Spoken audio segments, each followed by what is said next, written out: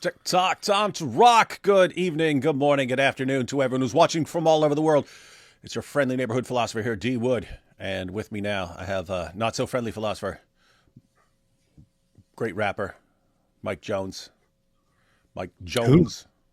Mike Jones. Who? Mike Jones. Jones got love for his fans till the day that he's gone. What? His album, Who's Mike Jones, coming soon. Yep. And we have the Apostate Prophet, the Apostate Pope, the Apostate Peterson, the Apostate Peterson. Mahdi. Apostate Mahdi. A.M. The most humble Mahdi. Hey, what's up, guys? Oh, good. I'm just reading a comment on your. You posted about your Andrew Wilson video, and then Christian Gadfly said because you call it nuclear antichrist, and Christian Gadfly says nuclear antichrist sounds like the cash grab sequel after the original the Antichrist. Oh, that does sound like that. Nuclear Antichrist. Part 2, Nuclear Antichrist. Beast. Very base. So you guys familiar with this Jubilee thing? Jubilee? It's like the worst format for like any sort of like debates. Like you're in the center, you have limited time, and the people around are voting to get you out. It's like, how is this productive? I don't understand. This is just for views and clicks.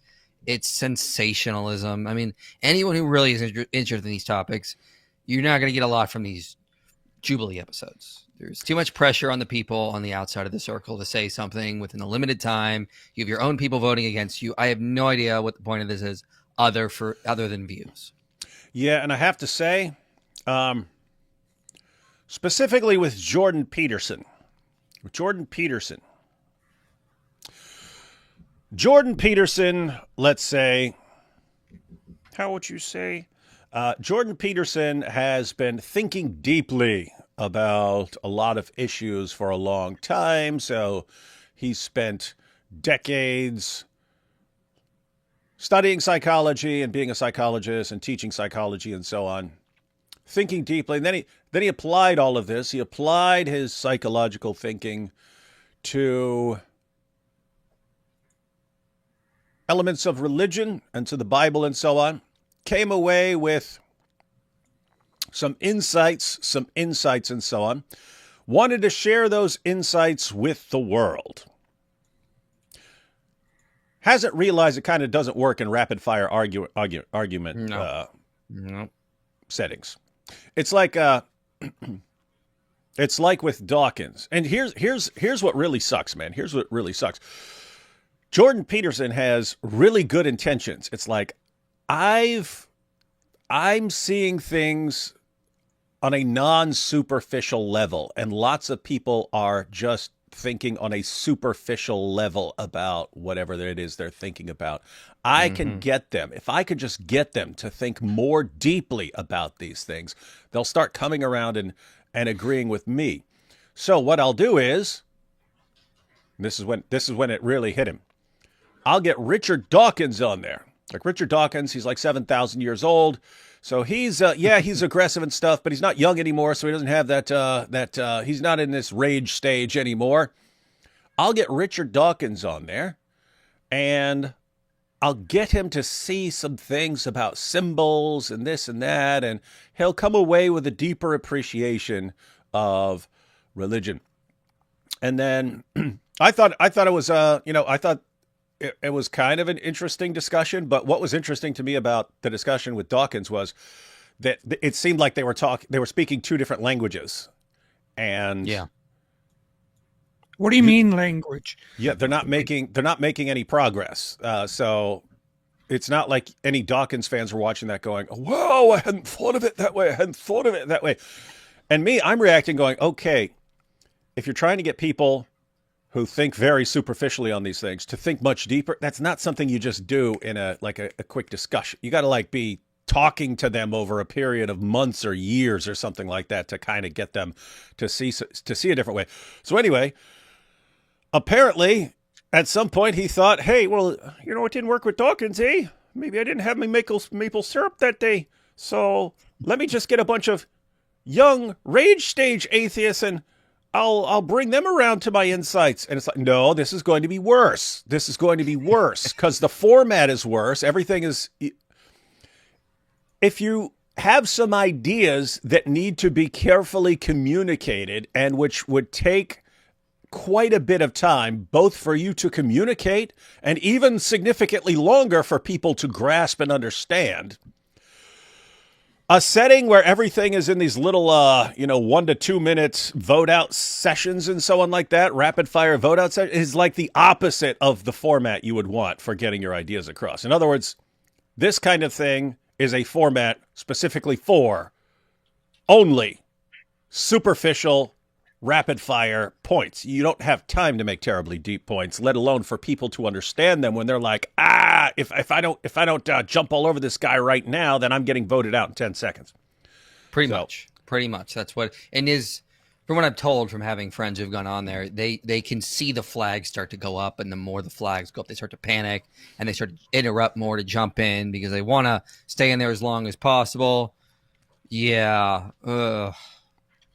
By the way, just get ready for this to be copyrighted claim, David, because Jubilee is very, very bad for that.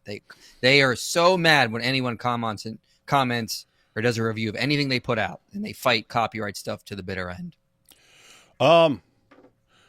They don't take stuff down, right? They'll just claim it. They'll just say you can't monetize it.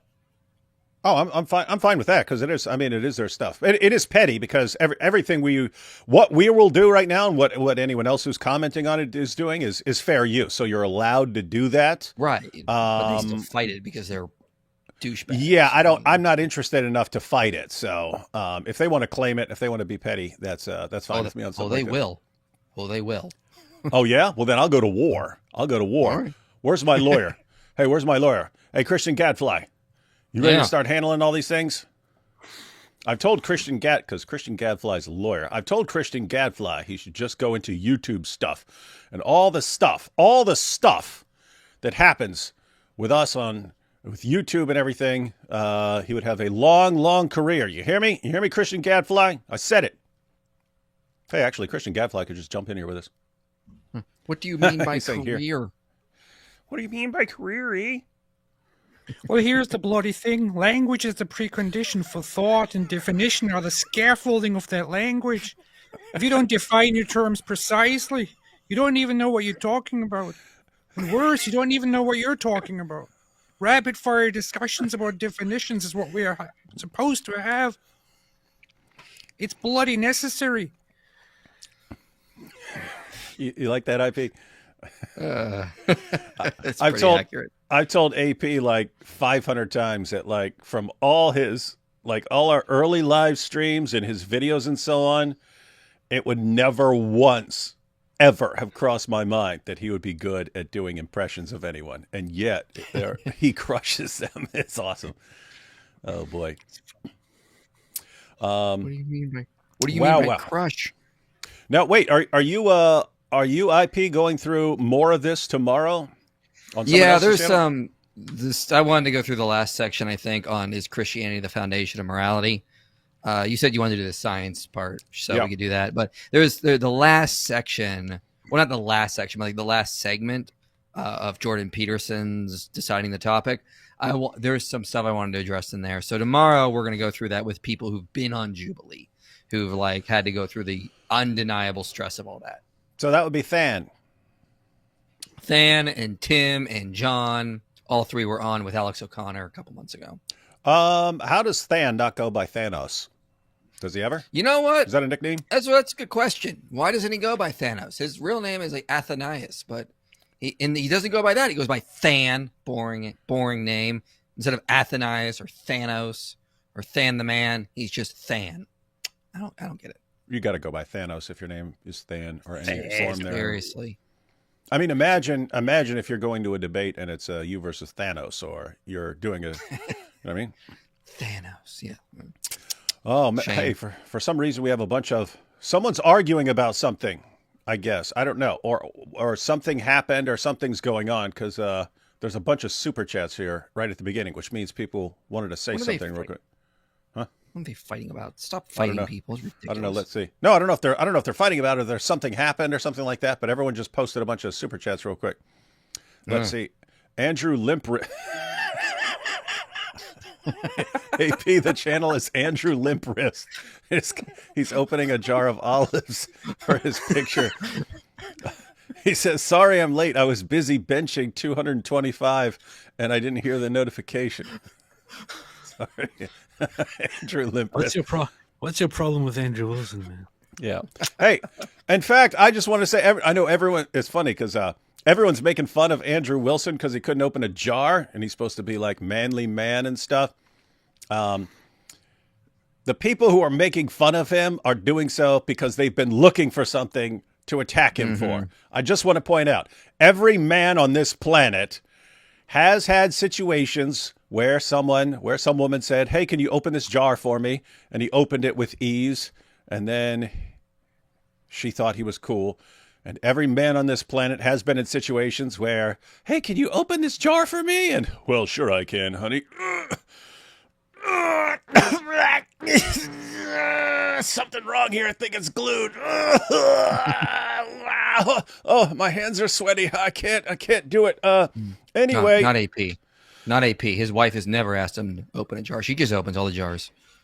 Yeah. So yeah, guys, it's it's funny because it's not something serious, but everyone's jumping on it, and then I did too because it's funny. And then a guy came along and he took the jar and just opened it immediately. Another guy did? Yeah, that's awesome. yeah. Right after Andrew Wilson handed it over, the guy opened. So the thing is, Andrew and I, we have had a little bit of, we had our disagreements and we had a very harsh debate. And after the debate, he also pretty much accepted his loss, I would say. However, the thing is, I have since then made peace with him, and haven't had any problems with him. Apparently, he's a little bit angry that you made a video about him. He's angry at me, apparently. I don't know. Wait, what? Wait, what?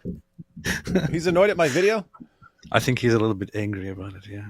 You humiliated So I heard. That's funny because I only made the video because that's what I said in the video is what I thought as the debate was going on. And I thought about standing in line and asking a question, but I kind of didn't want to be like, "Oh, there's David. He's already biased and on AP's side, and here he is in line." So I didn't say anything. But the main reason I actually went through with it is because he called out you and me, and he's like, "In this organization, who knows? Maybe it's funding David and AP." Like, what? I've never seen dime one from anyone. And, I was a little jealous. I was like, "What do you mean you guys are getting money from this organization? Cut me in. Come on." Yeah, so I was like, he called us, and he called us out like by name repeatedly for stuff that's like involved with this stuff. And so I'm like, "Oh, all right, I'm gonna make a video about you." That's very, very funny. Very, very funny. But hey, you can say it right now, right? So I had nothing to do with your video. It was completely your idea to do it. Yeah, you can verify that at the debate, right after the debate, I told you what I was thinking, which is the same point I made in this video.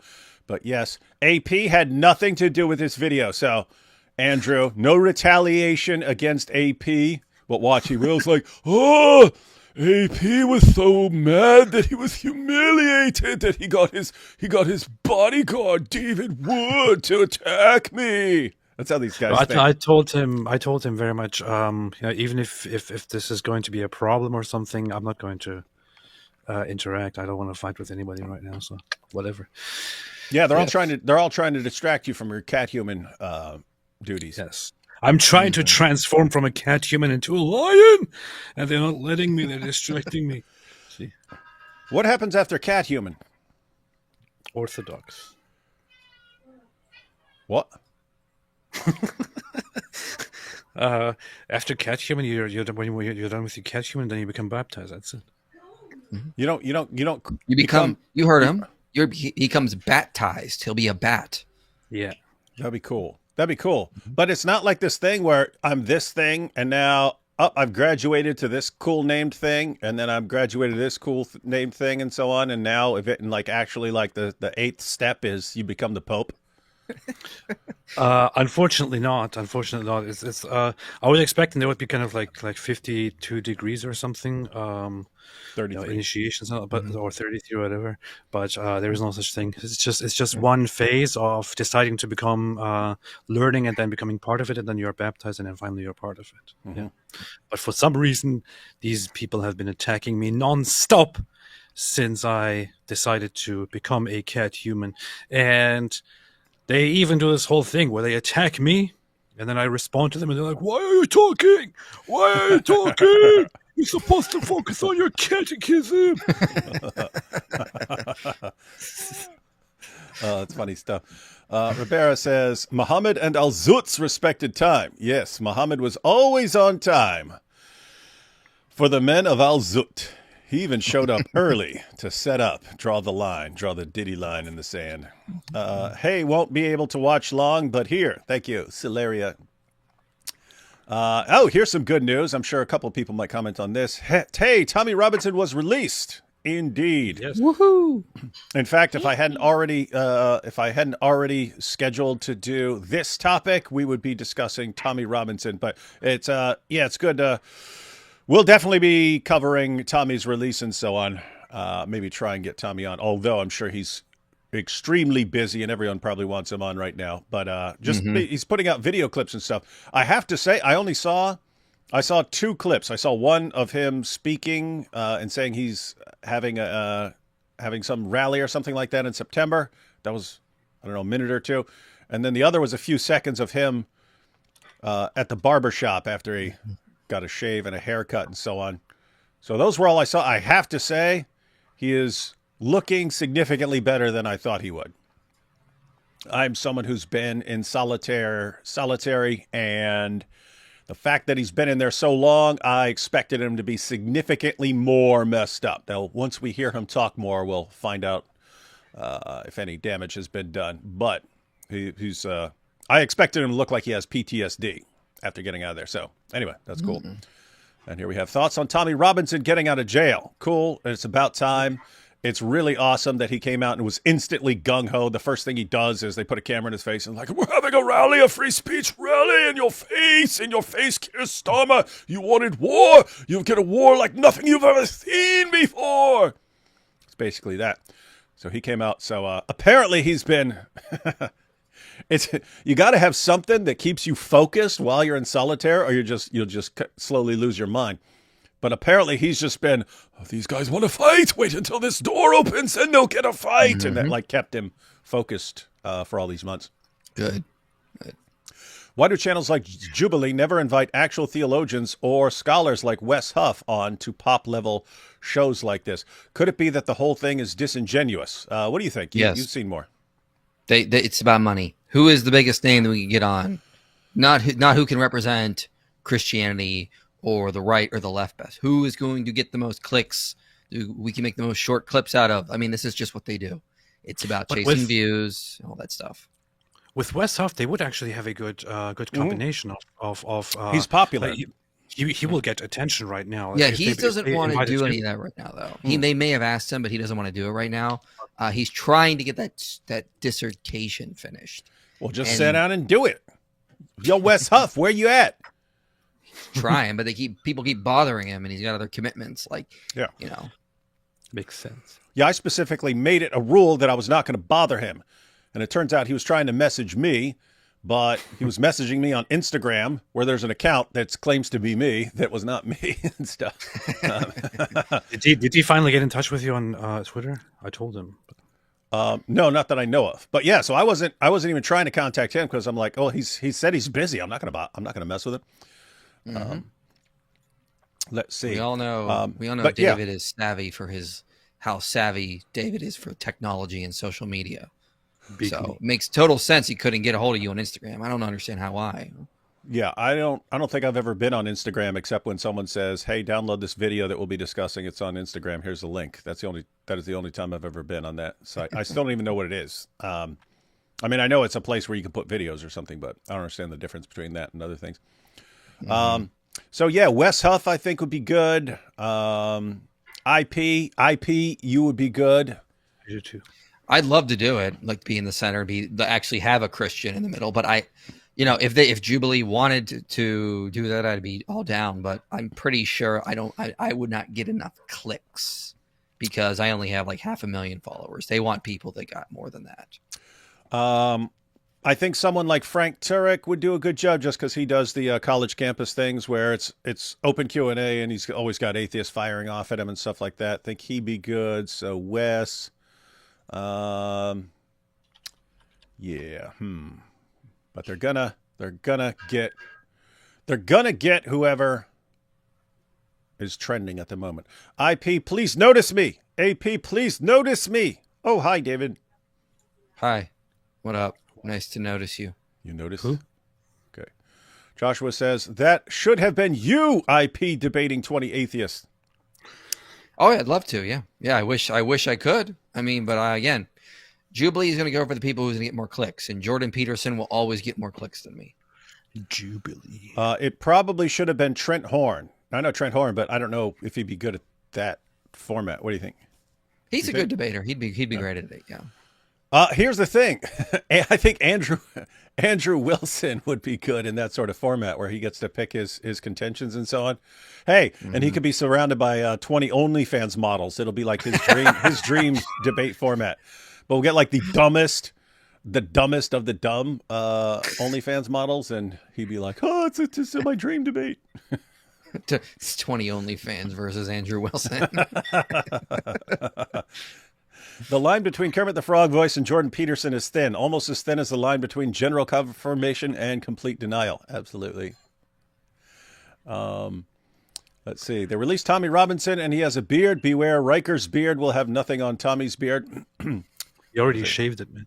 Yeah, he looked awful with it. He looks far better clean shaven, actually. People were saying they're like, oh, it would have been funny if he pranked everyone and said, I've converted to Islam. I was like, that would have been funny. Weren't there like a couple years like fake articles coming out about him like 10 years ago or so saying that he did convert to Islam in prison? It was a joke. It was a hoax because there's a ginger Muslim convert in Britain who kind of looks exactly like him. I also posted about it at some point as a joke. Yeah. Tommy was also wearing a rosary. Looked like he's come to Christ. Totally based. Oh yeah, I saw that. I don't know. I didn't notice that. That would be interesting.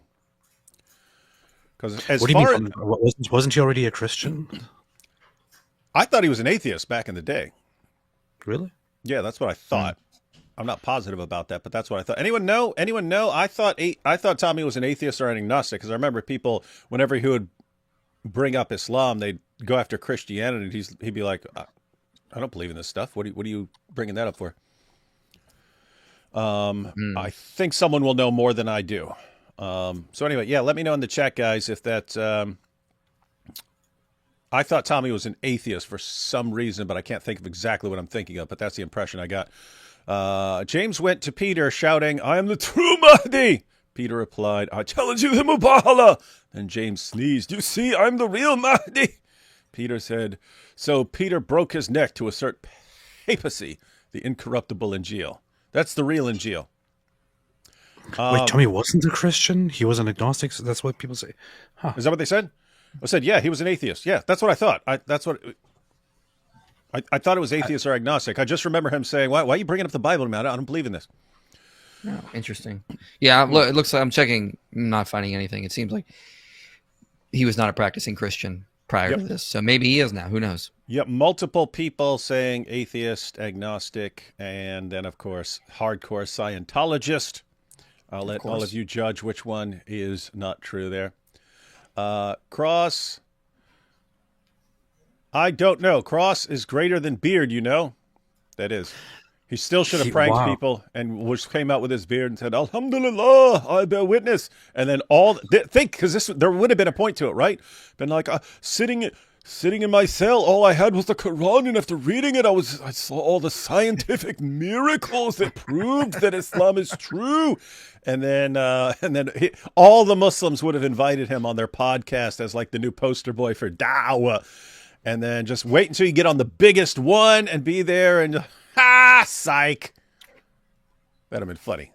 Legend. That'd have been legend, instant legend status. Peterson forgot to draw the Diddy line, so they rode him all night long. That's very rude. The El Zut story is not something to joke about. A man was horribly abused all night long. Dude, that 30% Israeli support for the Third Temple sounds extremely inflated. Also, a little help from my friends. Beatles is better. Cocker is a weakling. Okay, now you're just... See, I was thinking, okay, maybe he's got a point here at the beginning, and then you said the Beatles version is better than the Joe Cocker version, and then it you know where the 30% comes from? The 30% comes from 2013. I looked up a study and found that the only study that exists, the last study that was the last research that was done on this, the last polling, showed that a maximum of 30% of Israelis support the idea of establishing the Third Temple. So I brought it up during the debate when he said that Israel wants to establish the Third Temple. I said that the latest, most recent survey that we have shows only a maximum of 30%. That's all, and that is possibly an overestimation. And he just ran with that. And then took that as, see, this is a confirmation, 30%. And if it's 30%, then it might actually be 70%. So my issue was not with the 30% because, okay, there's something saying that. My problem was if you listen to him, he then lumped it together with people who want to name the Messiah. He lumped them together. Exactly. Yeah, and then he starts going, 30% of people want to name the Messiah. It's like, no, you're in a completely different category. In fact, lots of people who are waiting for the Messiah don't believe in rebuilding the temple. They believe that the Messiah has to come and do this stuff. It's not happening till the Messiah comes. So you're just sitting here waiting for that. You're not actively going out and doing it to try and set the stage.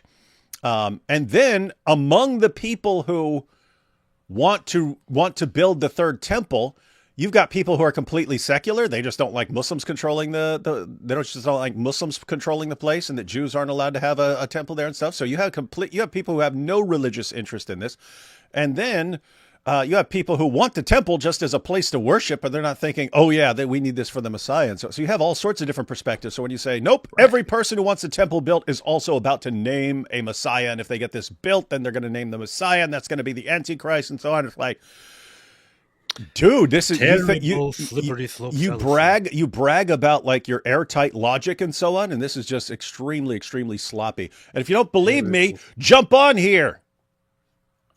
Terrible, slippery, sloppy fallacy.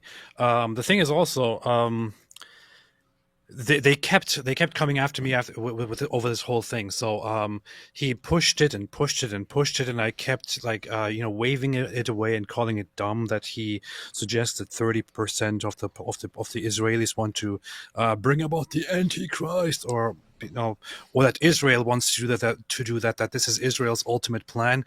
Eventually, he asked me on the spot, okay, so do you think we should support a nation where 30% wants to bring about the Antichrist? And I said, yeah.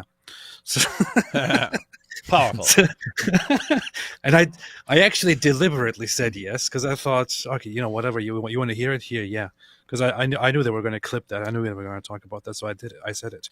And the thing is, that's all they're talking about now. Whenever I see somebody mention this debate from his side, from their side, all they ever talk about, with all the details, all the arguments ignored, is just that part, that I said yes to supporting a nation where 30% of the people want to bring about the Antichrist, which I never even agreed to, which is complete nonsense. But I just said yes for the sake of it. Now, here's the thing. Even if it were true, and even if in that nation 30% of the people, which is very, very far-fetched and nonsensical and completely baseless, even if 30% wanted to bring about what you believe to be the Antichrist, I would still say we should be supporting that nation. because nothing about a minority part of the population holding a certain belief that goes against our beliefs or that is possibly evil says that we should therefore let this nation go completely and let them die and let them be killed. You also explained this very well. We talked about this before. Just because there is a danger of a part of the population possibly doing something evil in the future, that doesn't mean we shouldn't be doing what is right. What is right, as we have established here, and as he cannot refute, is that they deserve our help, and we should be standing up for them. That's it. Yeah, and that multiple other things would apply to, in addition to what you were just saying. Like, I pointed out the parable of the Good Samaritan. These would have been enemies, and yet they weren't thinking in terms of, but this person will choose a false Messiah. I cannot help him. So there's that. And then the flip side, because he said, yeah, but that 30% is increasing. Source, trust me, Orthobro. But the 30% is increasing. And I'm sitting there, when he said that 30% is increasing, I was thinking, why would it increase? One, he didn't show that it's increasing. I have no reason to think that it's increasing. But two, if it were increasing, why would this sort of thing be increasing? Like, we want the Messiah to come and rescue. It would kind of be because they're like looking around at the world going, oh, a bunch of people turning against us. They're boycotting our economy and stuff like this. Very soon, we're going to need a lot of help here, and we're going to need like help from the Messiah. So yeah, I laid it down. Bottom line, a safe, strong Israel, not the sort of place that's we need to nuke the entire world or anything like that. People got to be really backed up and desperate to start going nuclear and stuff. And then this, and if people don't know what we're talking about with this song battle here from the Seal of the Prophets, the Beatles are like, what would you do if I sang out a tune? Would you stand up and walk out on me? Lame. And then Joe Cocker came on later on. What would you do if I sang out a tune? Would you stand up and walk out on me? And he just crushed it. And that's good. Whenever you come along after the original band and you crush the Beatles, that's good. Narrated, Sahih ya Muslim. Sahih ya Muslim. People who worship a man who was nailed to the cross, Christians. People who worship a man who was nailed by Al-Zut, Muslims. Draw your own conclusions. I'm screenshotting that one. I'm going to put Christians, people who worship a man nailed to a cross. He was Islamophobe. They were just crowding him. They were just crowding him when they were banging him. Why don't you? Hey, another thing to add very quickly to the whole Antichrist discussion, right? We repeatedly talked during the debate. We repeatedly talked about Scripture and what the Scripture says and what early church fathers said, and so on. People may have not paid attention to one aspect, which is that, of course, Andrew Wilson never brought any evidence for anything at all. I don't need evidence. I've got logic. But the thing is also IP. I don't know if you watched it, but he was saying he doesn't need sources or facts. He's just got logic. And I was telling AP, logic doesn't do anything unless you have content for the logic to act on. You need to justify your premises. You need to be sound. The problem here is, if I asked him where exactly he gets the idea from that it is totally, the Jews or Israel that will bring about the Antichrist, he would not be able to substantiate that from any biblical passages or from early church fathers. He would possibly go to certain speculations, to certain, religious figures over the last decades or centuries or something like that, but he wouldn't be able to actually substantiate that and properly argue that. So, just to assume that that is a fact, and we can talk about whether that is a fact or not, but in order to establish that fact, he has to first bring arguments, bring evidence for it. He didn't do that. Without establishing that fact, it's also ridiculous to just jump to the conclusion, oh yeah, Jews want to bring about the Antichrist, and therefore if you support them, then you are supporting the Antichrist. It's just such horrible. That's what I mean. There are all these assumptions when he's speaking. All these just things that are just made up, But he's saying, and here's my four-step logically deductive argument, stuff like this, and it gives the impression that everything is like airtight, and it's not. And there's nothing you're saying that's airtight. So anyway, yeah, jump in here, Andrew. See what happens. You see? Yeah, I didn't think so. Trying to open a jar. Why don't you open up YouTube channels in native Muslim languages? Find native speakers to run them out with content. This way, apostasy is only spreading with English. Apostasy is only spreading with English speakers. AP, what's up with your Turkish channel? Yeah, as far as other languages, Sergeant, I don't speak any other languages. So you would say, go get someone. You go get someone. Anyone is welcome to take any of my videos and translate them into another language and post them. Mm-hmm. So that's not on me. That's on anyone who wants to do that can do that. So that can be done. People have contacted me about putting like captions in my videos in other languages. And I always say, yeah, go for it, please. Yeah, I always tell the same thing. I say, yep. The lid mocked every strain, his knuckles white, his face in pain. He grunted low, he gave a shake, the jar endured, his pride did break. From Andrew Limprist. IP would do jippity on Parker if he was there. I don't know what that means. Yeah, Parker was trying to set up an argument that I have addressed in the past, and I knew it was about to happen when I saw it. But who's Parker? He's one of these guys in this Jubilee? He was one of the guys on there, yeah. I only watched like 10 minutes of it, so. Yeah, Jordan Peterson just pivoted, so he never actually got to make the argument. But yeah, I saw it coming. I open my own dang jars. That's apostate of Allah. That's why she apostatized. She was like, even Allah cannot open a jar, but I can. Mike Winger could have opened that jar. That's what I'd like to see. An Andrew Wilson versus Mike Winger olive jar opening contest. Where they'll both be sitting there for hours. I can't get it. What do you mean? Can I go to the bathroom? Have you even talked about the concept of going or the very reason why you can? Dispensationalists believe the Antichrist will sit in the rebuilt temple. They don't believe they can bring him about by building the temple. Wilson's argument is stupid. There's no cause and effect. Yep. Even people who believe that like building the temple is I'm talking about Christians who believe that building the temple is a necessary step or something like that. They don't believe that they're somehow hastening. I mean, to be fair, I'm sure there are some people who do believe that they're hastening things, but general would be, okay, we've got to do the stuff that's on us, but the rest of the stuff is on God. We're not rushing him. So anyway, I don't know. Yeah. Weird stuff. It's also, I don't know, man. Whenever people talk about this, this whole Israel issue, people like him always go to the whole dispensationalism thing. Why do we keep talking about dispensationalism? Yeah, people keep bringing it up to me. I'm not a dispensationalist, and my reasoning on this issue has absolutely nothing to do with dispensationalism. It's just zero. It's just you have different groups around the world. I notice one that a lot of people want to wipe out, and therefore I believe that they should be able to protect and defend themselves. It's not hard reasoning here. Yeah, it's a very popular view in America, so that's why people keep bringing it up. They associate it with it's like foundational to Christianity, and it just isn't. It's a modern belief that's not even in the historical church. After a cat human, you become an orthodox. That makes sense. Yes, that would be funny. When you become baptized, though. Hey, check out AP's reading. No one say anything, but everyone check out what AP's reading. Oh no, not the Schofield Bible. Oh no, you can see it. Oh no, busted! Oh, we've got the proof. We've got a screenshot.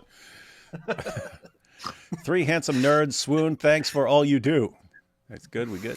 Thank you. No, we make you swoon. AP, cat human meow mixes it up with orthopros. That's true. Very much. Let's see. I don't know why I was never a member. Shame on you. Shame. Member of what? We've talked about 7 different things. We don't know if you're talking about being on Jubilee or being one of the guys from a member of the Al Zut tribe. Or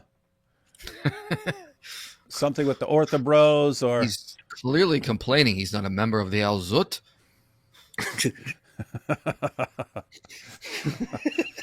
I don't know if I told you, but as soon as I posted that, I started getting all these messages from Indian dudes. It was like, "That's right, that is what we did to him. That's exactly what we did. We're very strong." It's awesome. Oh man.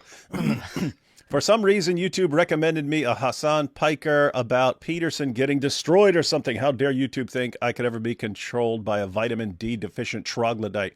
AP, aren't we going to cover something with Hassan Piker? Is it Hassan Piker or Hassan Piker? Hassan Piker. Didn't you say you wanted to cover something from him, or was that someone else? I didn't say that. I would never want to cover something about Hassan Piker.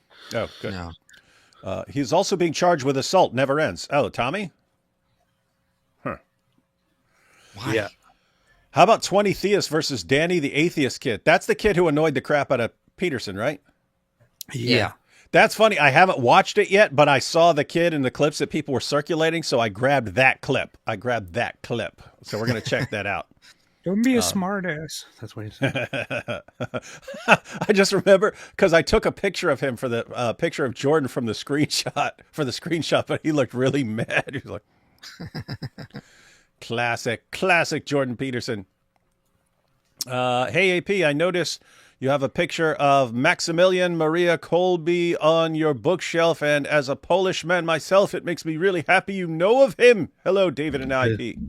I do indeed. It was one of those things. One of the things I became familiar with, actually, kind of like here, this dude helped me get acquainted with Christianity, and made me feel closer and closer to it as I was looking into certain people that are, respected in different Christian traditions, and I found people like him who are very, very, very much held to high degrees because he was brutally killed by the Nazis and stuff like that. So, yeah.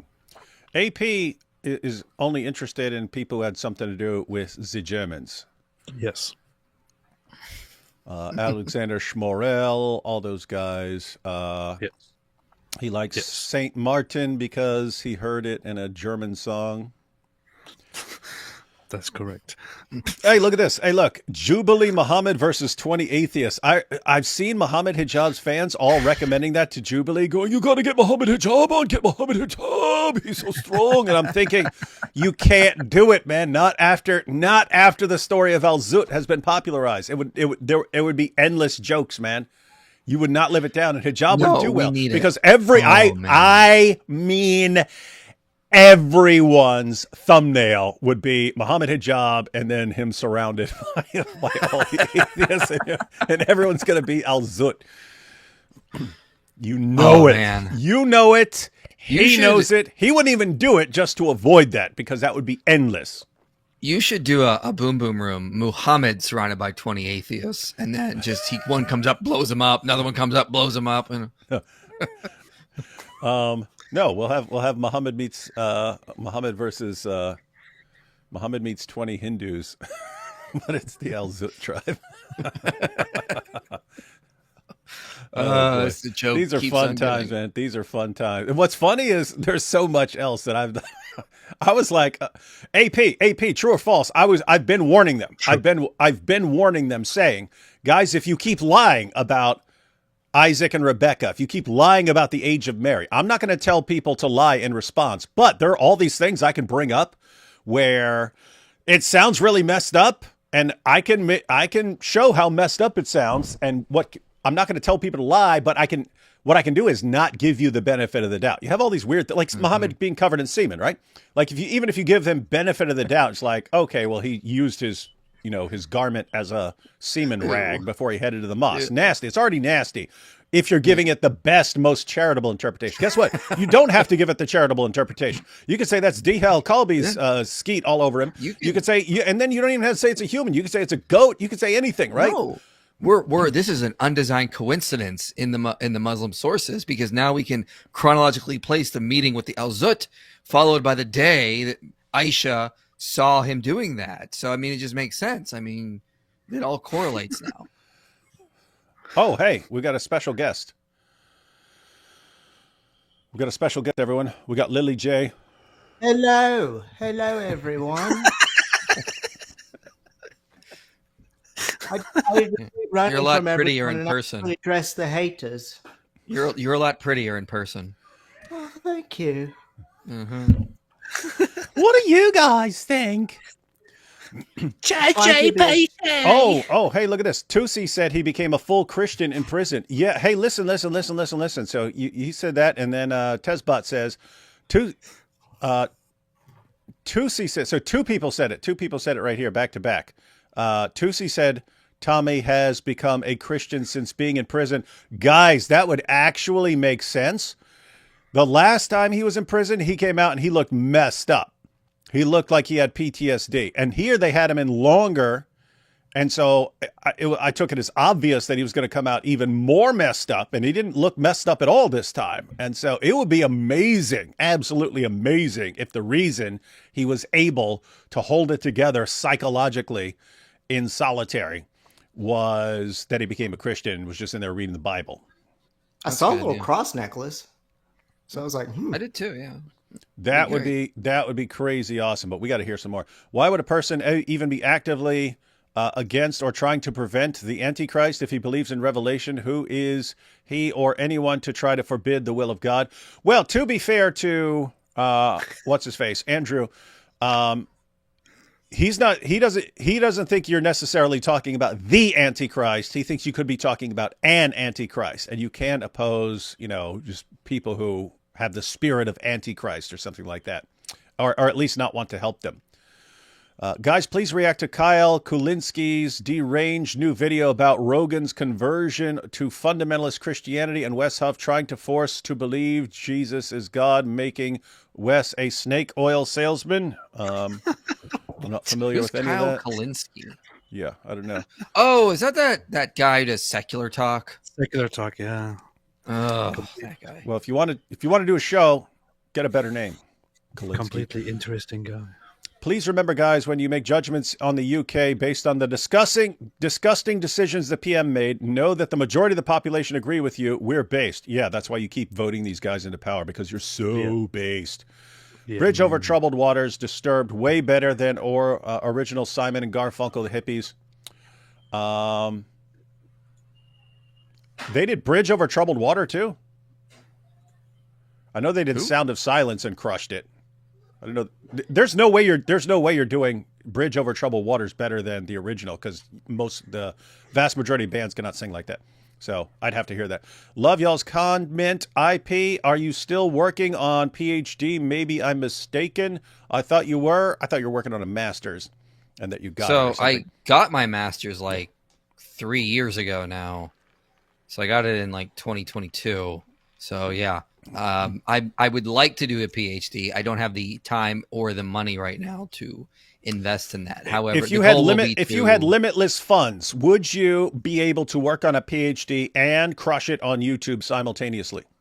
Yes, absolutely. Because my goal would be what you do is you pick a topic where you're studying stuff that you also use on YouTube. Yeah, my goal would be to get the PhD from like Cambridge or something, but that's super expensive. If you're also talking about Cambridge, it's not just expensive. It's you got to go.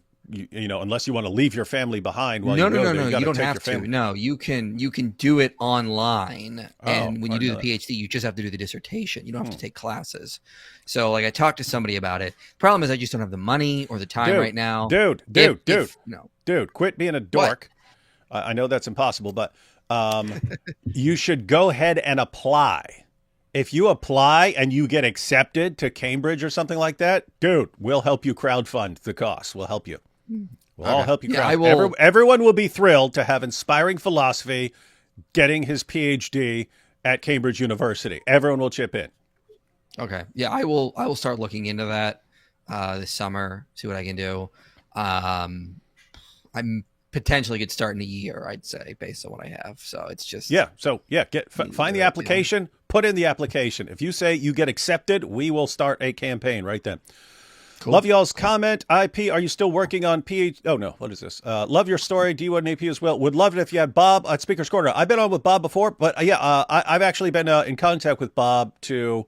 We're going to do a show. Timing is off because With him, I'd have to go live around like noon or 1 or something. We're going to do it. We just haven't like picked a day and a topic. But yeah, I'll be on with Bob here in the next week or two. And then why don't you call yourself a master? Why don't I call myself a master? Yeah. Because I've never played Pokemon, so I cannot achieve Pokemon Master. Good point. Guys, this is weird. It's like the super chats are coming in faster. I have no idea why. Because this is not. Normal. It's such a horrible problem to have, guys. I got so many super chats. What am I going to do? What am I going to do with all the super chats? I'm not, guys. I'm not complaining. I want people to be aware of this because if we're not watching the video, that ain't on me. That ain't on me. Don't worry, guys. We'll review it on my channel tomorrow, and we'll start reviewing it within 15 minutes, not an hour later. Yeah, I'll probably take a couple I'll probably take a couple more super chats, and then we'll go ahead and watch the clip. I didn't realize y'all hadn't even started it yet. We had. No, yeah. So normally super chats come in throughout. All of a sudden they were like top loaded, like right at the beginning. Everyone, because you got the Tommy thing, you got my video about Andrew Wilson, you got some of these other things and stuff. There's a lot going on. People just started. It's top loaded. Normally you get super chats sort of spread evenly throughout. This one, for some reason, people already had a bunch of stuff they wanted to bring up. A pusillanimous leather grape on Zabiba machine of the cow of Al-Zut. I added the Al-Zut myself there. Said, was holding 60-pound dumbbells above my face, and you're talking about Momo getting nailed by the Zut. You're trying to damage my brain like they damaged Momo. He was listening while working out. Dangerous. All right, this one's for you. You got to say this, Lily J. Hey, ChatGPT, give me 100% not biased Dawa answers. Well, Lily J, everything is confirmed that Islam is true, and this is just proven. Where did the idea of abrogation come from in Islam? Was it made up to explain contradictions and innovations of interpretation? Yes. Absolutely. And if you look, so you got a couple of verses in the Quran that are specifically about abrogation. Look up what's called the Asbab al-Nuzul, which is the background of why these verses were revealed. Both of those will tell you. So Surah 2, verse 106, Surah 16, verse 101. Look up both of those. Go to altafsir.com and look up. You have to go to Wahidi. He gives the Asbab al-Nuzul. So look up Wahidi, those verses. Look at the background. Both of those verses, the context is unbelievers were making fun of the Muslims, saying, how do you believe in this guy? He tells you one thing one day, and then 2 weeks later, he tells you the opposite, and you keep believing this is from God. This makes no sense. That's when Muhammad got the revelation. Oh, yes, we abrogate things, and we change them, and we always bring something better than it or like it. Matter of fact, I mean, I've brought that up in videos like in the past at various points, but that should just be its own video, like what led to the doctrine of abrogation. You're right. Thank you. Matter of fact, I'm going to screenshot that because it's an easy video to make. Just talk about the two verses and then read the passages. Easy video. Easy video. D Wood, for my birthday, can you just say one nice thing about Mike Winger? Yes, I can. His face is very punchable. Beware the nuclear messiah. He has not Jewish nukes, jukes, and red heifers. Why is no one taking this seriously? Jukes are not a joke, Ridvan. Traditional Jew here. Hey, this is good. Traditional Jew here. I'd very much want a third temple. Big no-no on the Antichrist BS. Too bad you didn't go through super chats in that debate. Hi, y'all. Oh, that's funny. Good to hear, Moosh. Good to hear. This seems like, if you ask me, I'm totally cool with a third temple. I'd love to see a third temple, mainly because of what would be required to clear the ground for the third temple. I'd be loving it. Now, with, and we're going to pick a Messiah, would not be loving it, stuff like that. But yeah, I think there are lots of Jews and lots of non-Jews, Christians, and so on who are thinking like that. Just like, why everyone else has their site? Why can't Jews have their site? Because we don't want to hurt the feelings of Muslims. Okay, that shouldn't be a criterion. Here's the thing. So the idea there is that that certain Jews want to establish the third temple, and establishing the third temple is associated, according to certain prophecies and all that, with the Jewish Messiah coming. And the Jewish Messiah then, from a Christian perspective, or from a generally traditional Christian perspective, would be the coming of a false Messiah, which would be an Antichrist or the Antichrist or something like that. But there are different perspectives on this as well. Like, I mean, I have read of Orthodox Christian. It doesn't get more traditionalist than that, of Orthodox Christian hierarchs who have said certain things like that.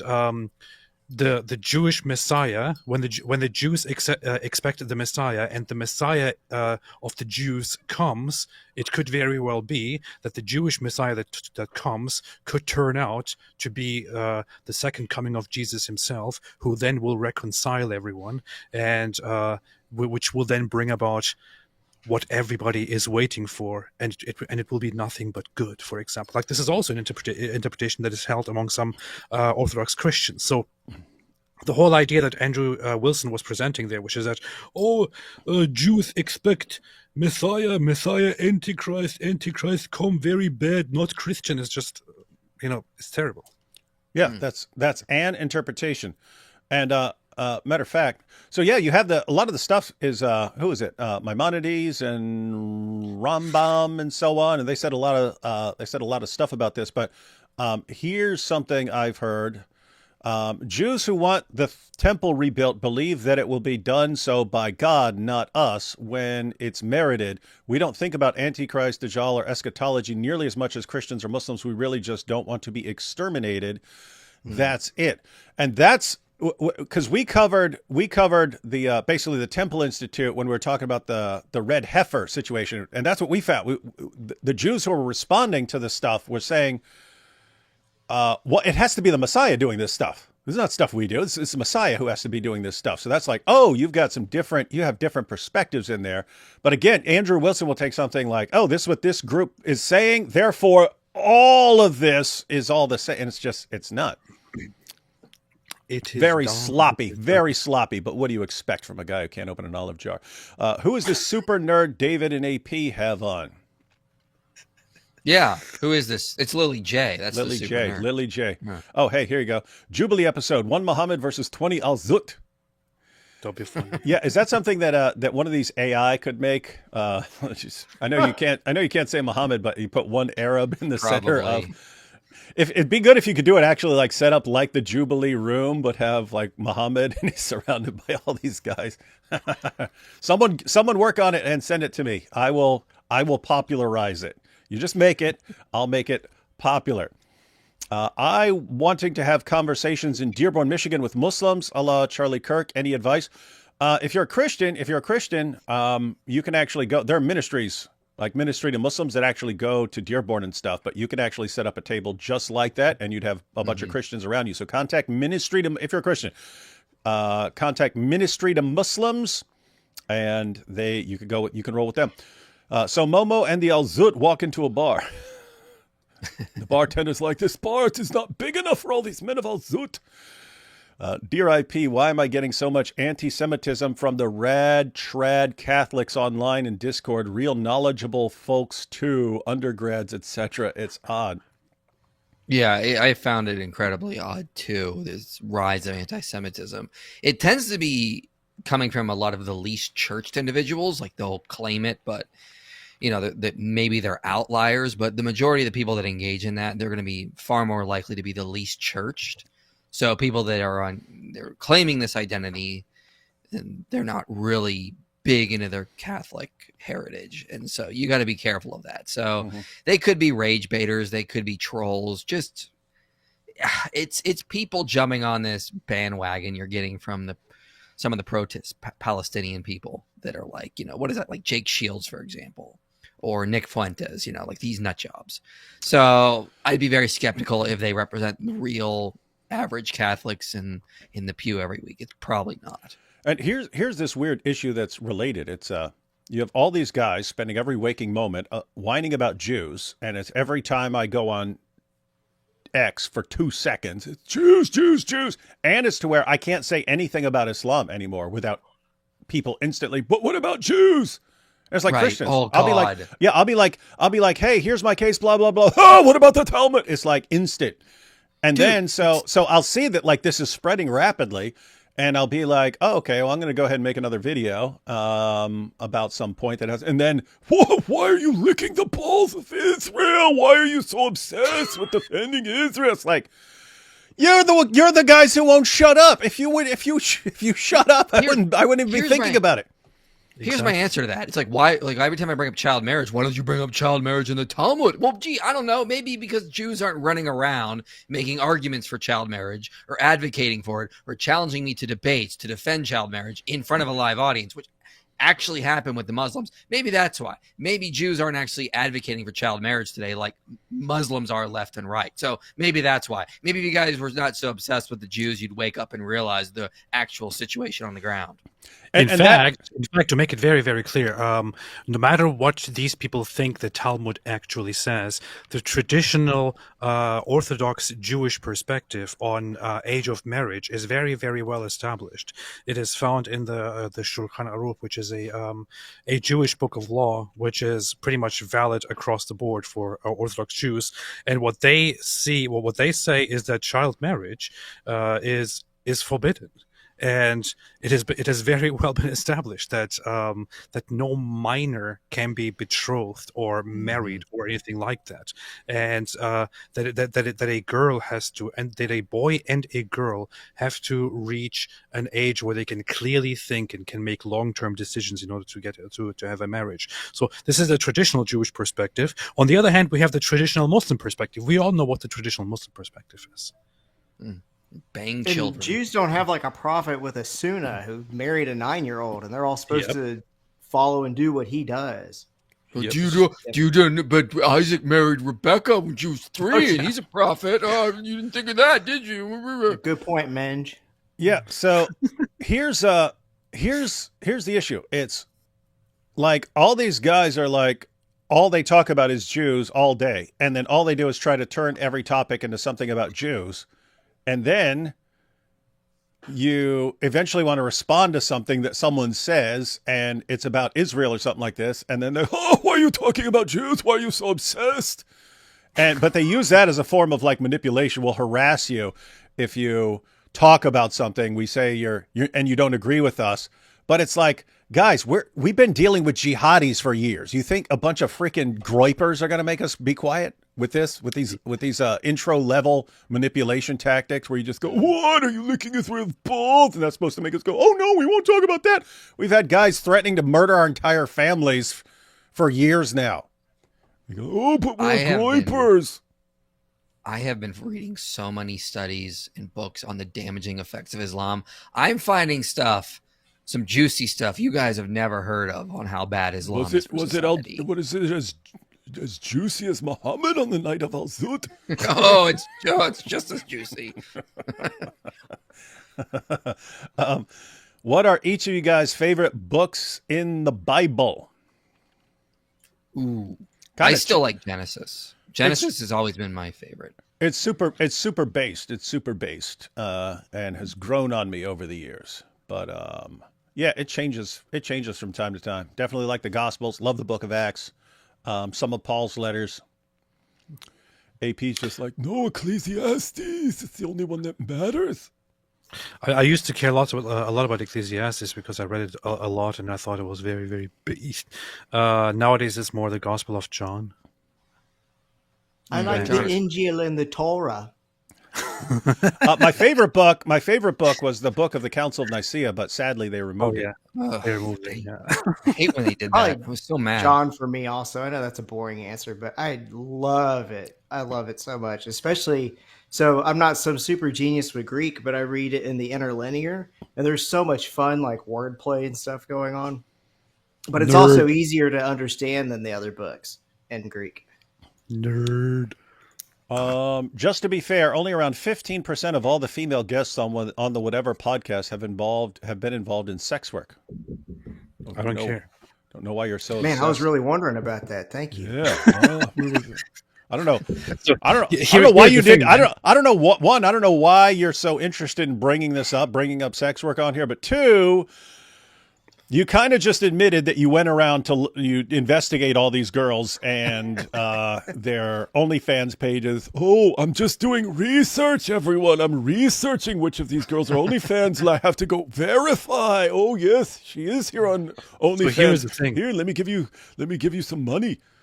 Here's the thing: when you look up the Whatever podcast, I don't even want to mention their name, but since we mentioned it, and since this is the response here, if you look up the Whatever podcast and you go on their Twitter account, for example, their Twitter account is literally on their Twitter account and on their other accounts. Their profile picture is a blow up sex doll.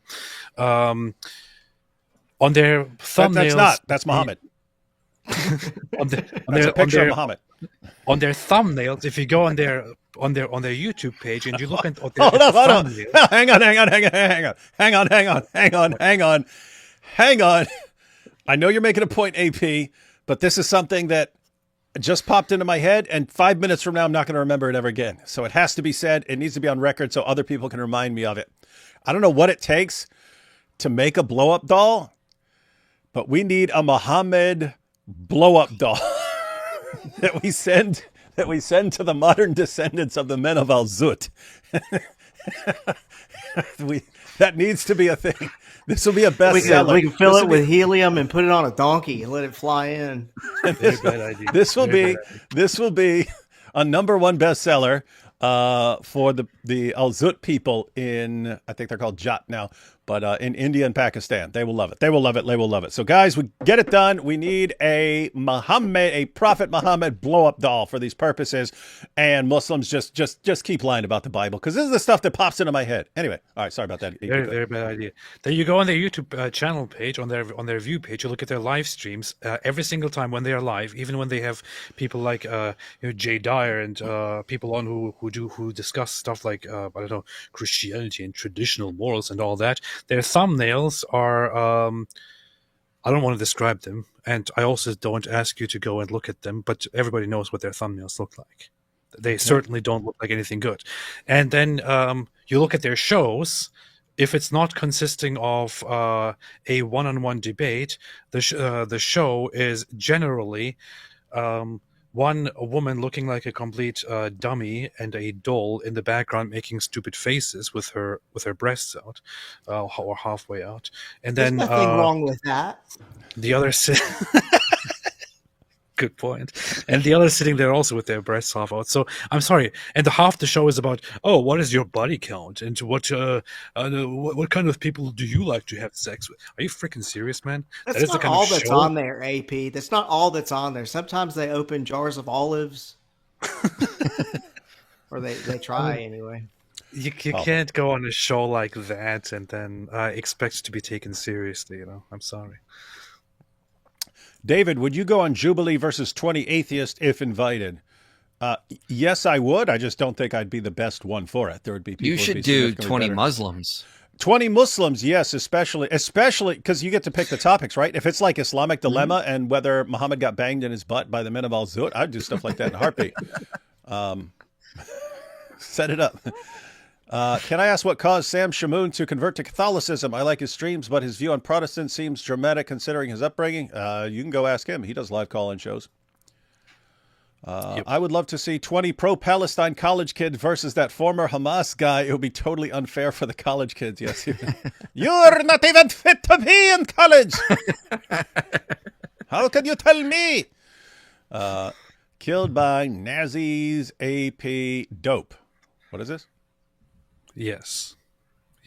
Oh, you talk about that guy earlier. Yeah, okay. Yeah. It's not impossible for a priest to claim to be Messiah, so should we support the church? It's not impossible for a priest to claim to be Messiah, so should we support the church? Yeah, so the idea here is if that's your reasoning, hey, if I do this or help this person in this circumstance, this could lead to to a false Messiah, therefore I shouldn't do it. And that was the issue for me. If Andrew Wilson had just been basically denying AP's claim, that would be one thing. I don't even think I would have made a video, but he actually claimed the reverse. You have a moral obligation not to support Israel, a moral obligation. So it's different from saying, I don't believe you have a moral obligation to support Israel. Saying you have a moral obligation to not support Israel, that is a stronger claim, but that's what he was claiming. And it's because of that reasoning. You know, you're going to get the Antichrist. If you're going to use that reasoning, you could, if I see, if I walk outside of my house and a bunch of skinheads are beating up a Jew, I can say, well, maybe he's going to support the Antichrist in the future, so I shouldn't help it. There's just something really weird about that reasoning. Peg leg right. Song names escape me. Sounds of silence. Aha! It was. I was correct. It was not Bridge Over Troubled Water. Men used to circle and press against Muhammad, and when he died, they placed a stone of remembrance for men to circle and press against. It's now the Kaaba. Oh, I need to say that. Look at them treating the Kaaba like they treated, like the men of Al-Zut treated Muhammad. Oh, I can't wait for the Hajj, man. There's going to be some Hajj jokes, ladies and gentlemen. There's going to be Hajj jokes. Look at them circling the Kaaba like the men of Al-Zut. Oh, yeah. Oh, yeah. Never going to live this one down. Hi, my boys. AP, has anyone told you when you wear your short dreads, you look like Dick Van Dyke and Chitty Chitty Bang Bang? What do you see, song? Oh, no. when he dressed up. I remember that. Yeah. Hey, you should check that out. No, I'll check it out. You'll love that. It was so well done. I don't know how long it took them to choreograph that and stuff, but they're pretending to be toys in order to infiltrate this some baron's place or something like this. But they're almost doing like kind of a robot thing and stuff like this. Anyway, he plans to be a puppet, and she pretends to be a wind-up doll, but she's singing. And that's the thing. Everyone thinks they're like animatronic, but it's them. Anyway, it was really, really, really well done. So, anyway, saw that when I was a kid, and it was super dope.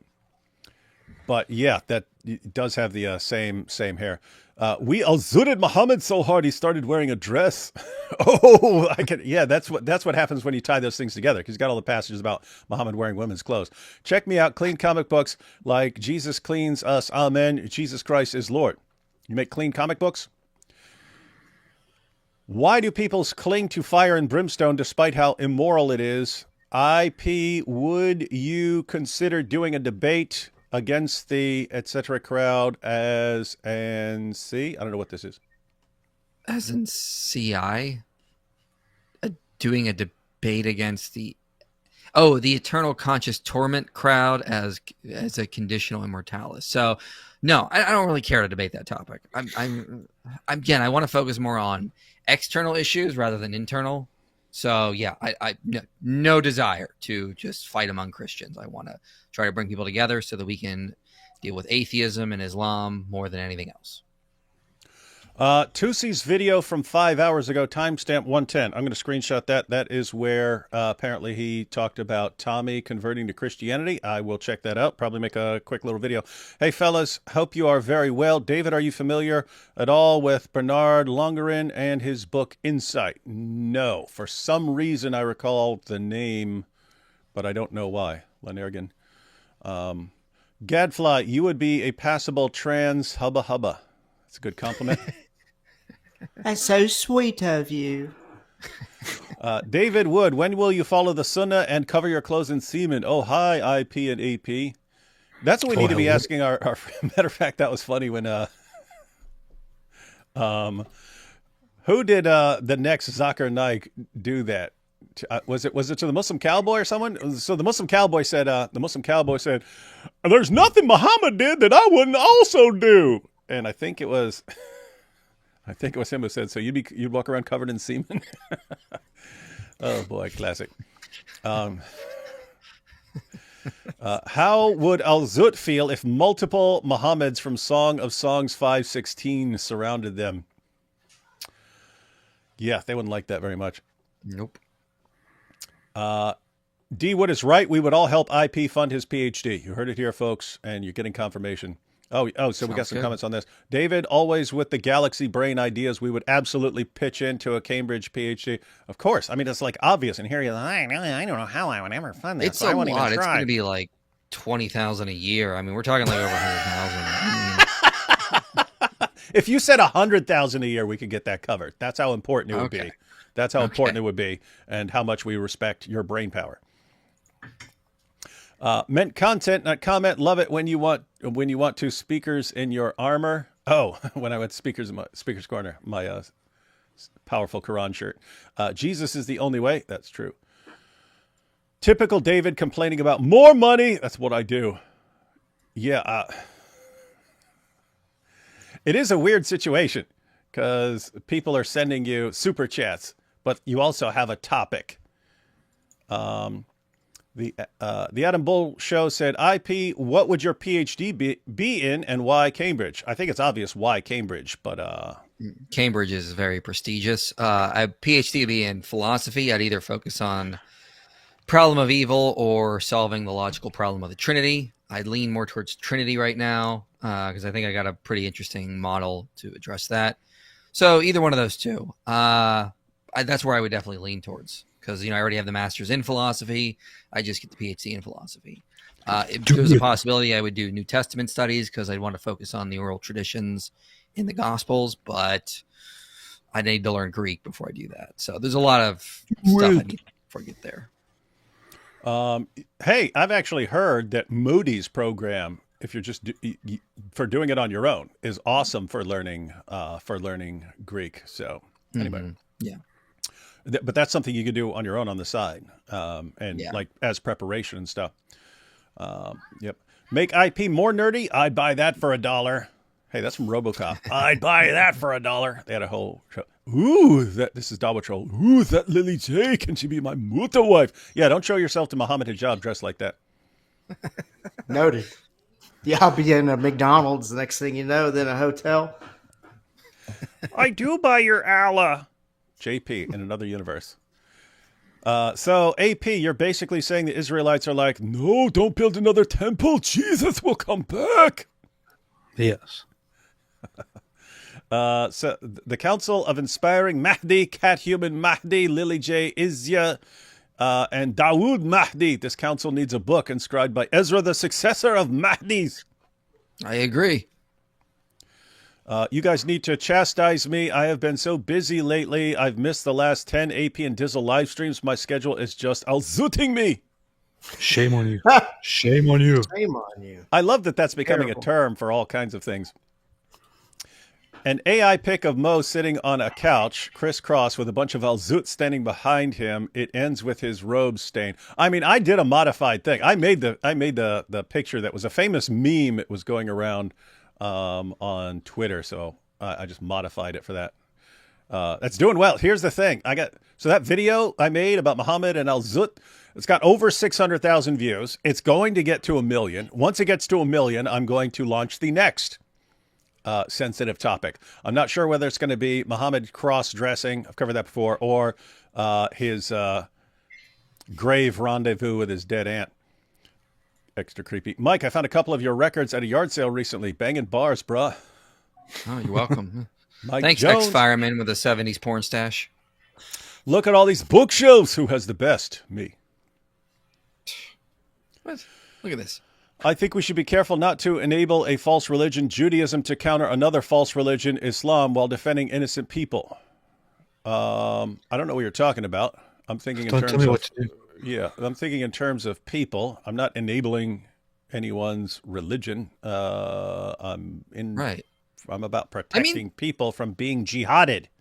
This is just pretty simple logic, as you kind of pointed out today. Like, if Israel is wiped out by the jihadists, they get hold of nuclear weapons, and they're far more likely to use it, whereas Israel just wants to exist and defend themselves. They're not trying to nuke the West. Like, it wouldn't even make sense. So, I mean, they won't kill me for drawing a cartoon, you know. Yeah, of yes, Ezra. They will. That's what the Jews will do to you. If you draw a cartoon of Ezra, wait, who said that? If you draw a cartoon of Ezra, Ezra, who's son of God, yes. Hey, that would be funny. That would be next time I'm in Israel. Someone remind me of that. Next time I'm taking a trip to Israel, I'll do an experiment. I'll draw a cartoon of Ezra and go around showing it to Jews. How many people try to kill you? how many people try to beat me up for drawing Ezra? A customer of mine who writes for Al Jazeera and Al Zut, and at every opportunity will make sure you know it, tried to convince me that the Torah and Quran are virtually identical. We have all been refuted. No, that's just idiotic nonsense. That's Yeah, that's people who don't understand either, usually. I genuinely think that D. Wood is smarter than JP, and he would have done 100% better than him in that situation, just saying. I would say me from like 15 or 20 years ago would be, I've just lost like quickness over, I've lost mental quickness. It's kind of a combination of just getting older, but also going through a PhD in philosophy, where everything you say is always being attacked, and you eventually train yourself to attack all your ideas. So even when someone's bringing up something, I don't like blurting out something rapid fire. I'm like thinking about it. Oh, well, there could be this. Well, it could be that. It also could be this and stuff like that. But that's not good for like rapid fire stuff. That's good for making videos because I can think, I'll think through a video very carefully and then post it. It's not good if you're in rapid fire debate anymore. So yeah, a younger D. Wood is pretty good. Smarter than JP, I don't believe at all. That dude is smart, whether you agree with him or not. Depends on what you mean by smart. Yeah, what do you mean by smart, eh? Do you mean drinks maple syrup? Because if that's so, then yeah, JP is better. IP, what do you think of Christian existentialism? Nah, I don't. I think it's helpful in terms of building a proper worldview, but I don't think that's the end-all be-all for sure. I disagree with a lot of Kierkegaard stuff. Go support Rebecca Bar Safe, everyone. Oh, hey, guys. Is she doing something special or just mean in general? IP, I think I speak for many here that we would be honored if you would allow us to financially bless you and your work for the Lord. We are here for you. See, I told you. I told you that. Dude, that's a done deal. You take whatever steps you need to get accepted. You don't even have to do the fundraiser. Tell me. I will personally do the fundraiser for you. Sounds good. Right now, I'm still trying to get the ministry fully funded. So if people donate on the website, that'll help. And then when that's good, then we'll have Than on full board, and he'll be able to help with the ministry stuff so that I can focus on a PhD. So step 1, step 2. If the Inspiring Philosophy can get fully funded so Than can be on full time, because right now he's still only part-time, that'll really help us because then I'll have more time. Yeah, hang on, look at this. Hang on. Whatever podcast should have Muhammad on and ask him for his body count. I bet he'll say 72 al-Zut. Hang on, I'm screenshotting that. That'll be for a video. What's your body count, bro? Well, there's this and then all these wives and all these sex slaves and of course 72 al-Zut. Do a boom boom room where Muhammad meets OnlyFans model and they talk about Muhammad's body count. He won't know, so we'll start talking about all the people he killed. And they're like, no, we mean... Hey, look at this. An hour 20 into the stream and we still haven't seen one Jubilee clip yet. I know, isn't that funny? I have to say we are almost caught up. So hang on, I'm going to do these rapid fire. Can we start the clip, please? Yes, we are about to. Hang on. Al-Zut is another nail in the Islamic coffin, not going back from that, a bit like the trauma Ibn Masud had when waiting behind the P. Diddy line. God bless y'all. Yes, it's a nail in the coffin and a nail in Muhammad's behind. Matthew 24, 23 to 27. Stay awake. Do not be deceived. That is a good idea. IP, what did you think of the world's largest open prison? Glad to see you survived the Vegemite. Blah. Oh, talk about Australia. Man, Australia was fun. You guys check out Questioning Christianity. Dan Patterson hosted me. Great time down there. We did a lot of good stuff together. So yeah, good stuff. Mm-hmm. It's funny because Vegemite was in that Men at Work song. He just smiled and gave me a Vegemite sandwich. I always thought that was like, because he says the lyrics are, I met a man from Brussels. He was 6'4", full of muscles. I said, do you speak my language? He just smiled and gave me a Vegemite sandwich. So he's talking about in Brussels. I thought it was like a weightlifting supplement, like some sort of protein drink or something. That's what I thought it was when I was a kid, Vegemite. And I was like, he poured this crap on it sounds like it, right? Vegemite sounds like some like vegetarian protein supplement or something like that. Hey, Turns out I looked it up eventually. When I looked it up, it said that actually happened. He was traveling the world from Australia and he's in Brussels and he's in a bakery and he asked the guy, do you speak English? And the guy heard his accent and he doesn't say anything, smiles and gives him a Vegemite sandwich. And so that was his yes. That's funny. Gadfly looking like it's ma'am, not man. That's true. It's ma'am. Hey, look. Hey, everyone, want to be clear here? Only 15% of the whatever podcast are involved in sex work, but 100% of Muhammad was. Mosques are so racist. Al-Zut entrance is in the rear. I'm screenshotting it.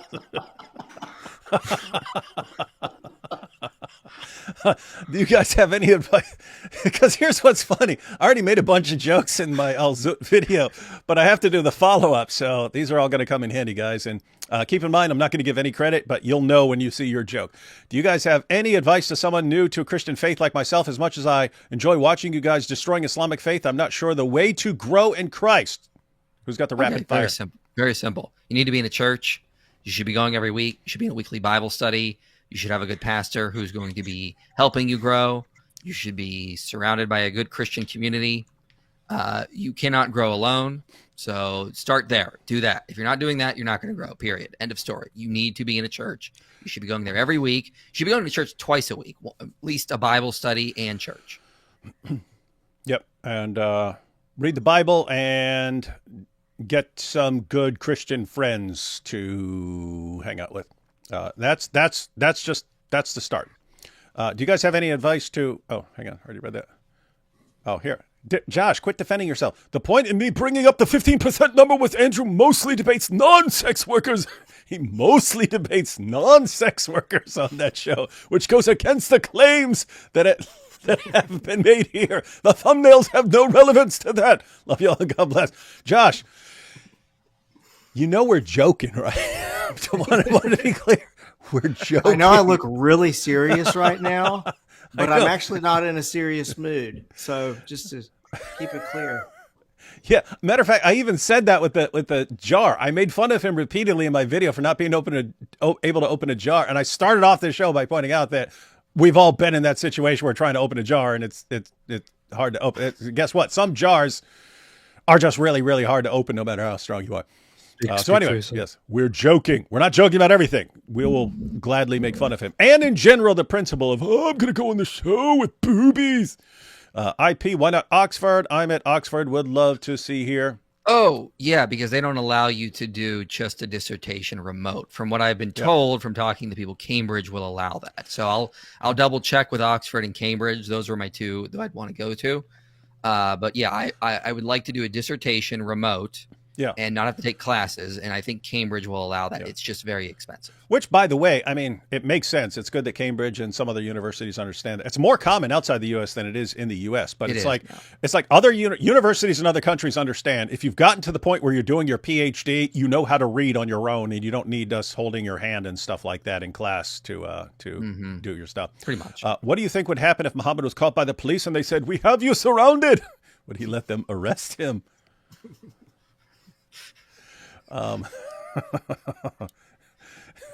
Police say, "We have you surrounded." And he goes, "Ooh." There once Why is he smiling?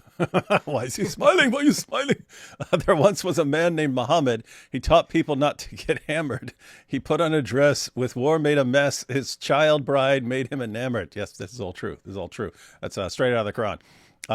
Moen, I woke up in the middle of the night. I'm finally able to send a super. I need still to do the penance of Quran. Should I read the Spencer Critical one? Thanks for all you do. Yeah, it depends. If you just are trying to get through the Quran, there are a bunch of translations you could go to. If you want to be able to look up critical commentary and so on, then use that one.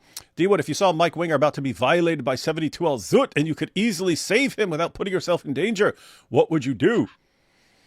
Well, we want to spare the poor Al Zut people, you know? All right. Yeah, weird stuff. Play the video, bro. Wasting our time. Ugh. Listen, okay, but tomorrow on my channel, we will play the video. I promise. We will not have this hooligan nonsense going on over here. You're going to get the same thing. There's too much going on. Lily J was a failed musician, explains a lot. And finally, we are caught up right now. It's ma'am was the only time I felt bad for GameStop employee. Oh, that's where that was at GameStop? Okay, interesting. Yeah, I saw that. I recall that. All right, guys. We made it through about 1 million super chats. And we are an hour and a half into this stream. We're actually going to get to the topic here. Okay, so guys, here's what I have prepared. Here's what I pulled up. So it's an hour and a half discussion. It's about an hour and a half. I took the section that is about Jordan Peterson saying that you can't derive morality from science, something along those lines, which is cool. So that's an important topic. But then I had to find the clip of that kid. I haven't even watched it, but I had to get the clip of that kid because he did something to really annoy Jordan Peterson. I did see somewhere in someone's video where he said, you're nothing or something like that. So anyway, and I saw that Jordan looked really annoyed at this kid. So we're going to go ahead and check that one out first and see how. The reason why is Jordan says at the end, I think he alludes back to this. He says, I like conversations where the other person is not trying to win. It's very clear this kid is trying to win. That's what he wants. So Jordan just, I don't want to deal with you anymore. And again, I probably watched like between 10 and 15 minutes of it, but I did see a couple of people where he's just having interest, like conversations with it. And he was happy with that. So yeah. He's not interested in this. I will humiliate you. They've got the atheist version of the Dawa guys, where everything is like, I humiliated him. Exactly. Yeah, that's what we're talking. Yeah, he's not interested, and this would just annoy someone like that. But here's the thing: if you know it would annoy someone like him, you can actually get that moment because you're gonna tick him off. All right. So, hey, Dr. Peterson. How are you doing? Danny, nice to meet you. What's your name? Danny. Danny. You're saying atheists worship things or people or places, whatever. Can you be very clear about your definition of worship again? Attend to, prioritize, and sacrifice for. Okay, that's it. That's even his face. Okay, that's it. That's it. IP, you were saying something about this guy. You're familiar with this guy? Was that you before the show? Oh yeah, yeah. He tends to try to look for clips to show that he won something. That's like his MO. And so I kind of like. I was like, yeah, I don't want to really deal with him because like if that's your mentality, you're just here to try to get you in gotcha moments, and I think Peterson picked up on that pretty quickly. I'm sure this has gotten him a little bit more of a following, but was he popular at all? Was he unknown or? He had a decent following, like on YouTube or on one of the TikTok or what? I think. Well, when I interacted with him, it was on TikTok. So, but yeah, he's got a decent following there from what I remember. But yeah, there was some interaction, and people like in Philosopher's Garb, and then Tham, when he was on Exploring Reality, like came to my defense for that thing because that was just insanely stupid and ridiculous. your understanding of worship. Well, I could flesh it out, but that'll do for the time we have. Okay. Do Catholics attend to Mary? Well, yes. Okay. So do they fit that description of worship? Yes. So you would say Catholics. Hey. The dude just proved conclusively that you worship Mary. What's your problem? Don't get mad at him. Look, when he asked Jordan Peterson his definition of worship, Jordan Peterson listed three things together. He said, to be very, very clear, attend to, prioritize, and sacrifice for. That's what he said. So he didn't say either of these things, right? Just if you just attend to, that doesn't mean that you worship by definition. He combined these three things as a basis for what constitutes worship, but he also said we could flesh it out, but this would be it for the time that we have. This kid now says, do Catholics attend to Mary? He says yes, well therefore they worship. No, that's not what Jordan Peterson claimed. That's not what Jordan Peterson said. You didn't even understand Jordan Peterson here. Well, to be fair, Peterson just said yes, so we'll see. So you're still stuck with the fact that you worship Mary now, AP, given that Jordan has agreed. People that revere Mary, like the Eastern Orthodox tradition, worship Mary. Well, they might not put her in the highest. Look at this dork. First of all, what's the point of this, right?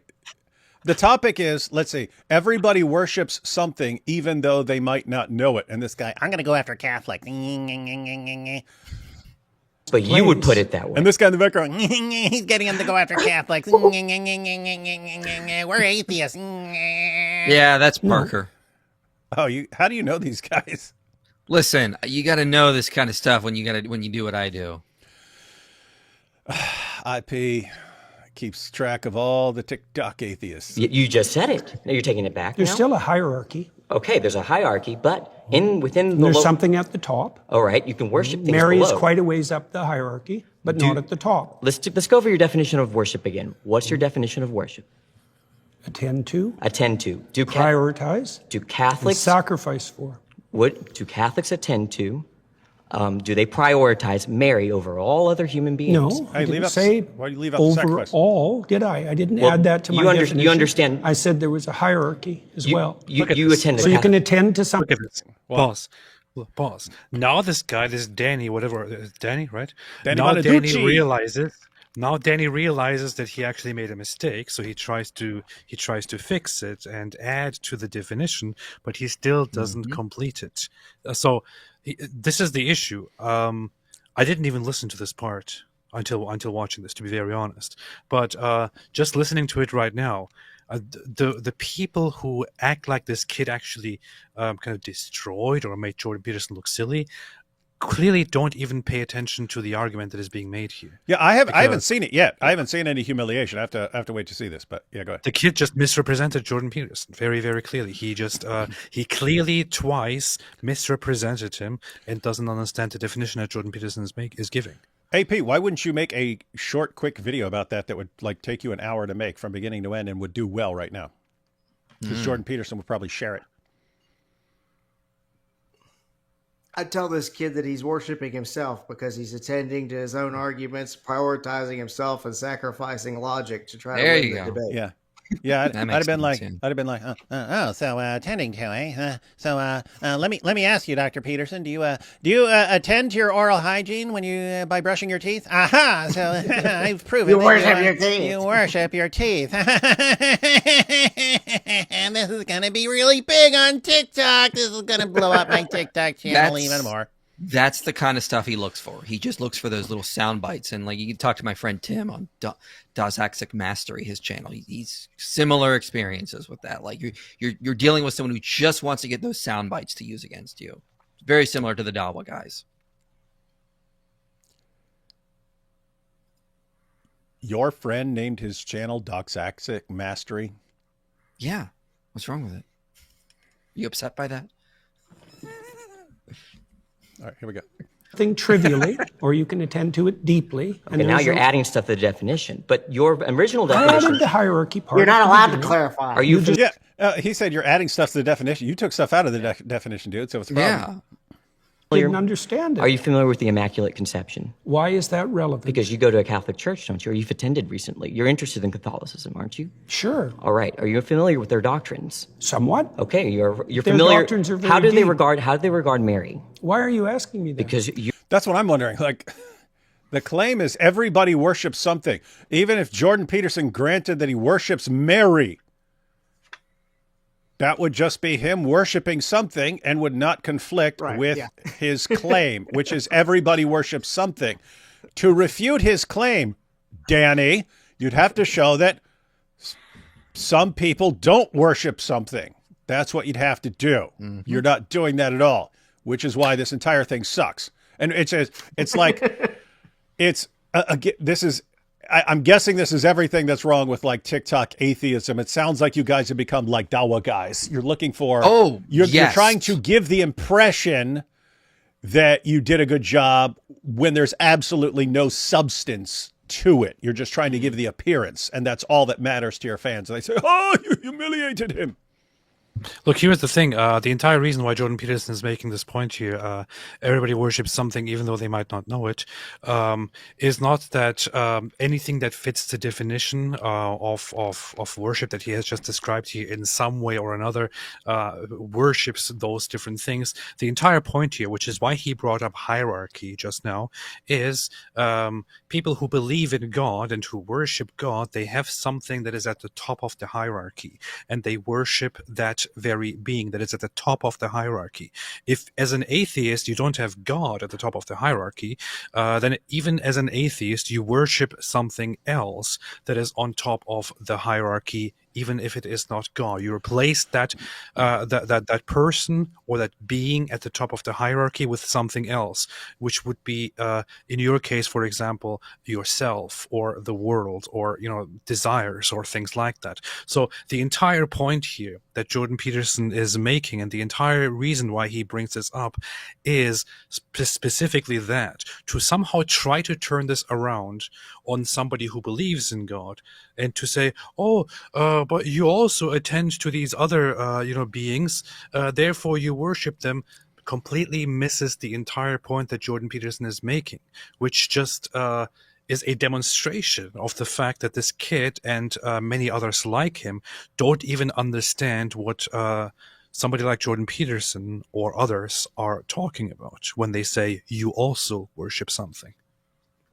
And the context is a conversation too, right? So he's just kind of spitballing a definition. He's not writing like a doctor's thesis defending this as the definition of worship.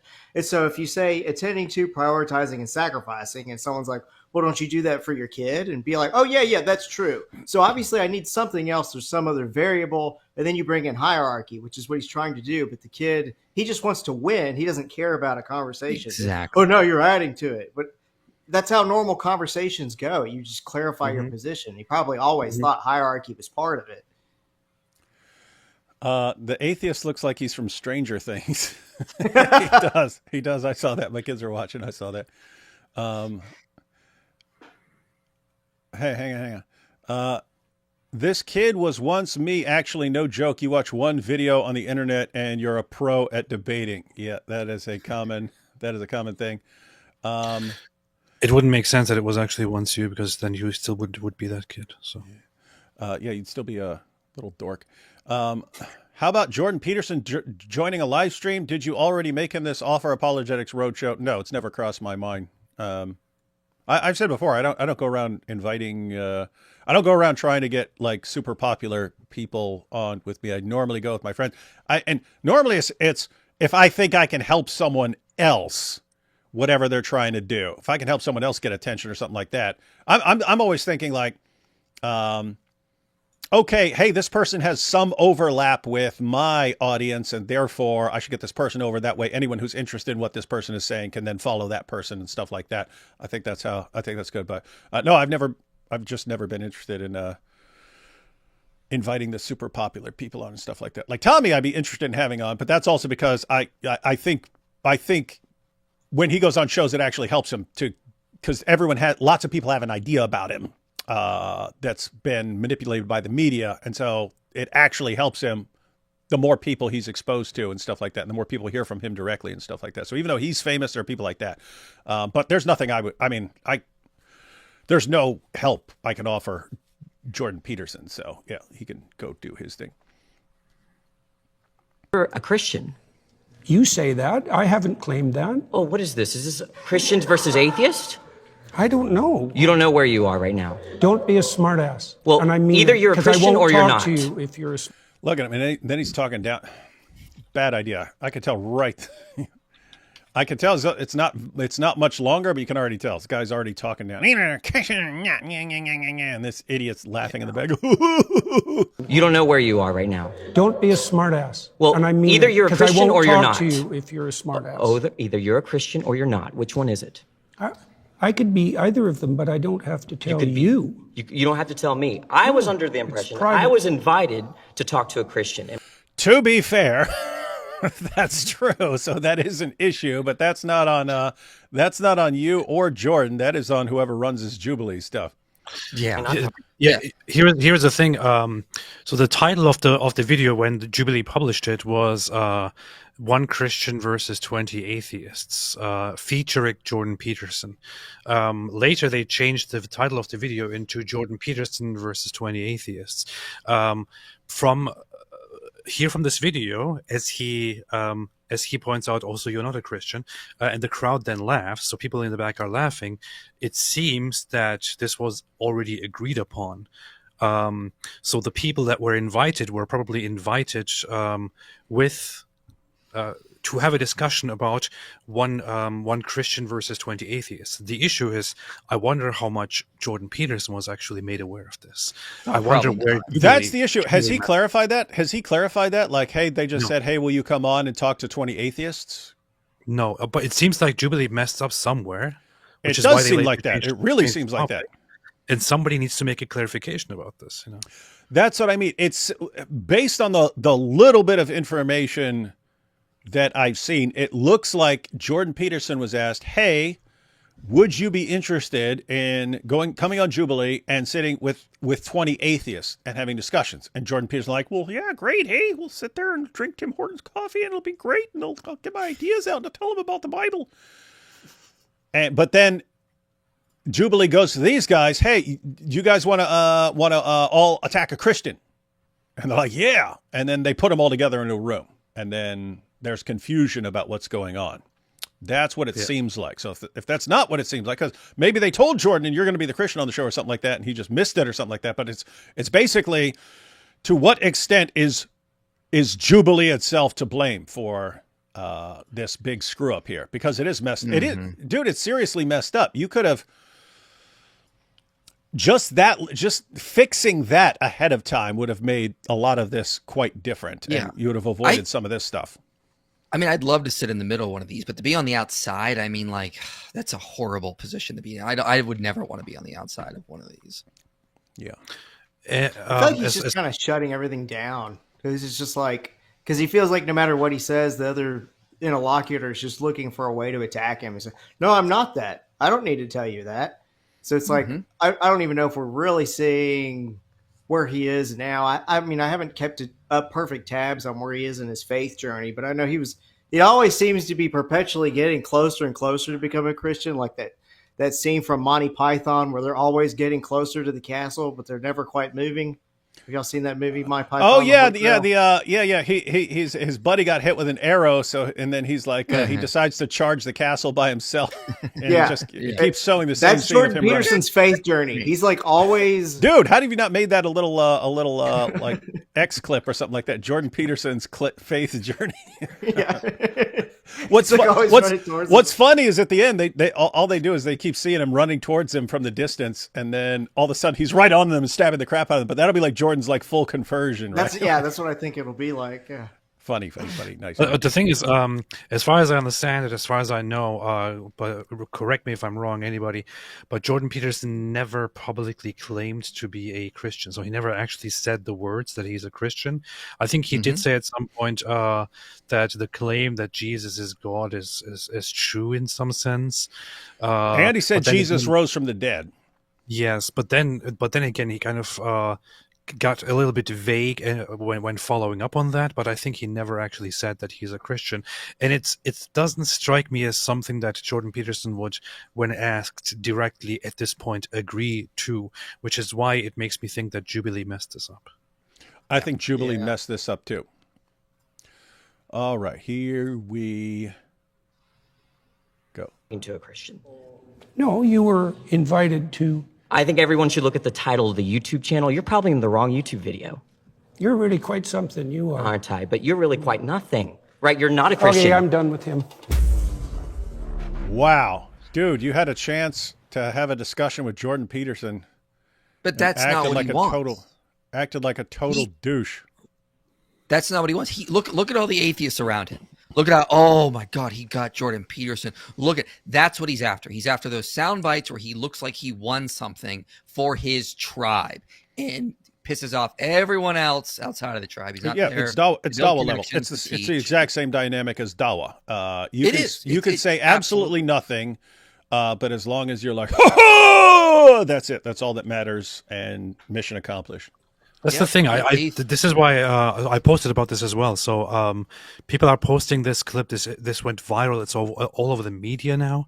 It has millions of views on Twitter and all that. And this kid destroyed Jordan Peterson. But the thing is, what this reminds me of precisely and specifically is high school. Like when some kid in high school, bullies or roasts the teacher, and then the people are like, whoa, and then the guy feels cool for a second, but then he hasn't actually achieved anything. It's just a stupid memory that remains for the kid, but he hasn't actually achieved any single thing at all. Did they get to a proper point? Did he make a point for atheism? Did he refute Christianity? Did he refute Jordan Peterson? None of these things happened. Did he refute the claim? Yeah, nothing Did he show that his Jordan Peterson's claim that everyone worships something is false? No. Nope. Guess what? it's actually an important claim if he's right. And if he's wrong, it's important to show him that he's wrong on that issue, because that is becoming an increasingly important issue as you had all these people become these dopey little atheists. What happens, they start clinging to other things, various political ideologies and various groups and so on, and becoming radicalized, like completely obsessed and ready to lay down lives and stuff for this cause and so on that they've attached to. And so it's like, it's kind of an important discussion, and you're nothing. I got followers on TikTok. Me on TikTok. Oh, me strong than you. What a dork, man.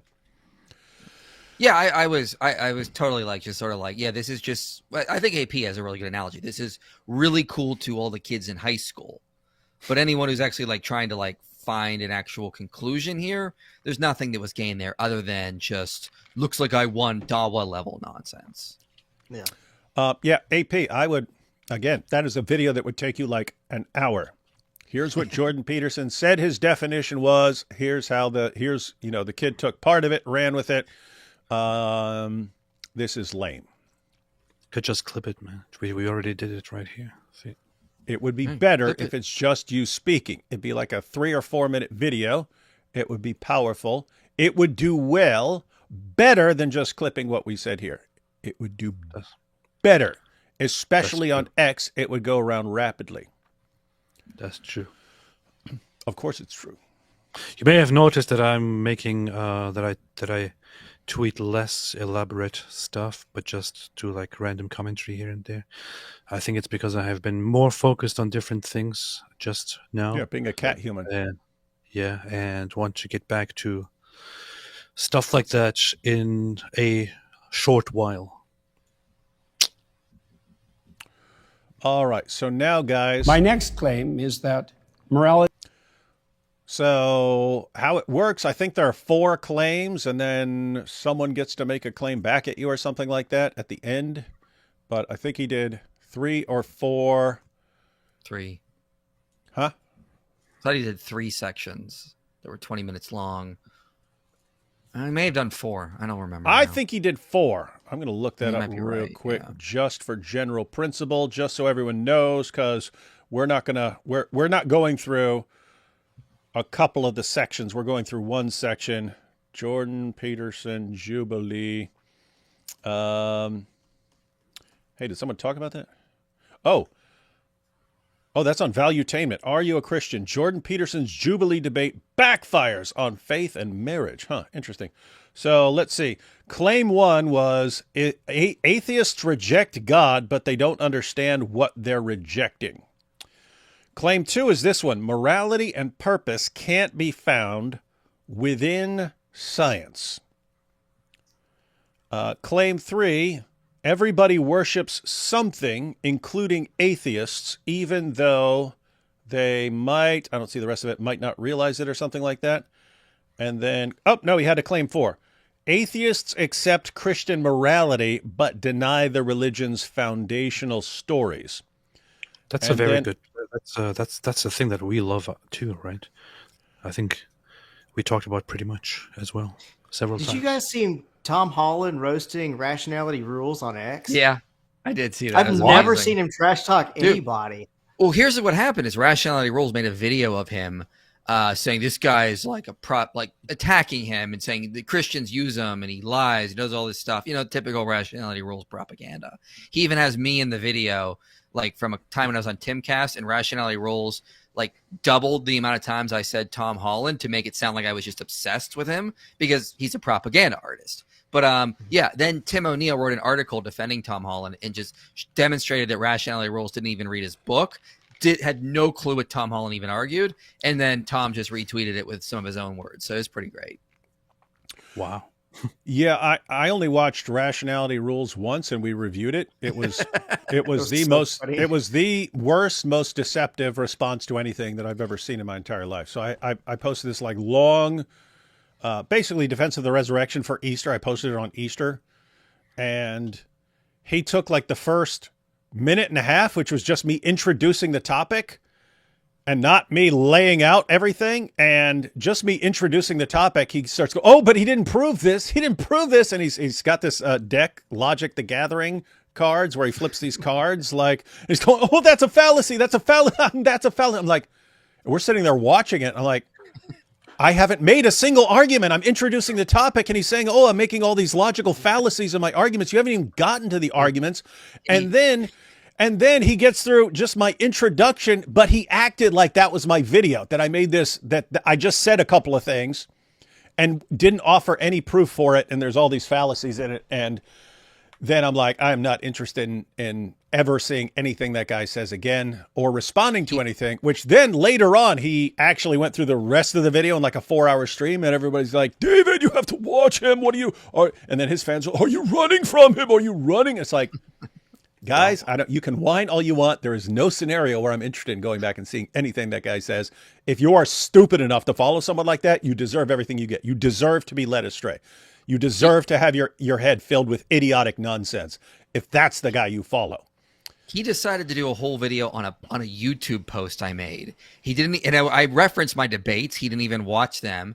And then like Than and I went on my channel and reviewed his video and demonstrated from his own sources that he was bringing up in his video that they were contradicting his own conclusions. So he didn't even read his sources properly. And Than did a great job tracking down his sources because he didn't give proper citations. So we just show how his own sources disagreed with him. So that's just the level of research we're talking about here. And then he's got that stupid haircut. Looks like looks like a gay guy trying to look like a medieval warrior or something like that. It just doesn't work anyway. Doesn't work. All right. So Jordan Peterson's claim here, claim number 2, morality and purpose cannot be found within science. I agree completely. It's just the crowd that we've seen here. I don't know if they're going to understand or they always try to squeeze in utilitarianism some kind of way. So we'll see. Yeah. And that's the thing. I don't even know if this is I don't know if this format for things is the best for establishing that point. Let me put it differently. I think a better format, like seriously, people, if anyone has any connections at Jubilee, I know maybe they like doing things like this and so on, or for someone if someone else who wants to do a different show, but better. So if someone wants to do a similar show, but better, here's how you do it. You give the person there 10 minutes to explain his position and lay out a defense of his position. Like, here's what I'm claiming, here's my reasoning, and so on. Give him like 10 minutes to lay out a case, and then let everyone come up one at a time, rush in to blast his points. But then it's not like just people missing things and going off on tangents and something like that. The point will have been made, and then people get to jump up and play skeptic about it. I think that would be superior to him making a claim and then a bunch of people sometimes just not addressing the claim and going off on tangents and never getting anywhere. Someone tell James what is it? James of Modern Day Debate. He should do that. He should do like a version of that where he does that specifically. I think James was planning on doing something like this. Yeah, he could do it like that though. That'd be better. Yeah. Hey, someone tell James something like that on the Islamic dilemma. You know what I mean? Or someone tell you. You could just message James. Yeah, that's true. I could. But yeah, so in that situation, you get like 10 Muslims, like someone lays out like a 10-minute version of the Islamic dilemma, and then rapid fire. Come with your objections. Come with your objections, rapid fire. Let's see what happens. So yes, things like that. I think that would be a massive improvement over this format. Because basically, this has just become the only purpose of the show is gotcha stuff at this point. And who's seriously going to want to be doing this forever? Okay, so his claim, morality and purpose cannot be found within science. I agree. You're talking about two completely different domains here. And purpose cannot be found within science.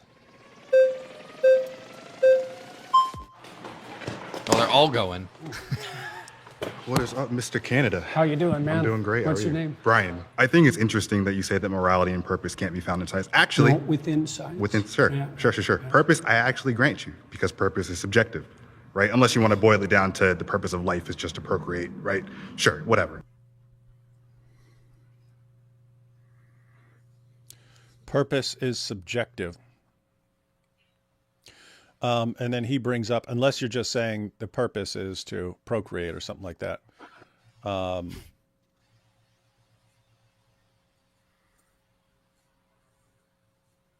to think. So it's on the topic of teleology or something like that. I'm trying to think, because he's interpreting it as, you just mean like a purpose in someone's head. Or is there like a purpose to, is there a purpose to life? Is there a purpose to my life or something like that? There it's like goal directed. Is there some, am I a goal directed thing? It seems like you have to clarify exactly what you mean by purpose to avoid. I think. Go ahead. I think what he's saying is that meaning or purpose to life is subjective. There is no objective meaning to life or purpose in life, except if you want to argue that that there is a natural objective meaning to life, which is just about continued procreation. That's what he is saying. But the thing is, even in that case, it would be subjective. Both with morals and purpose, it's not a description of the way things are, but the way things should be.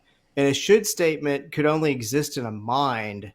And so I don't know how you could get ethics or purpose without it being created in a mind. And then you would need to have a mind that has power and authority over everyone in order for it to be objective in the sense that it's true for everyone.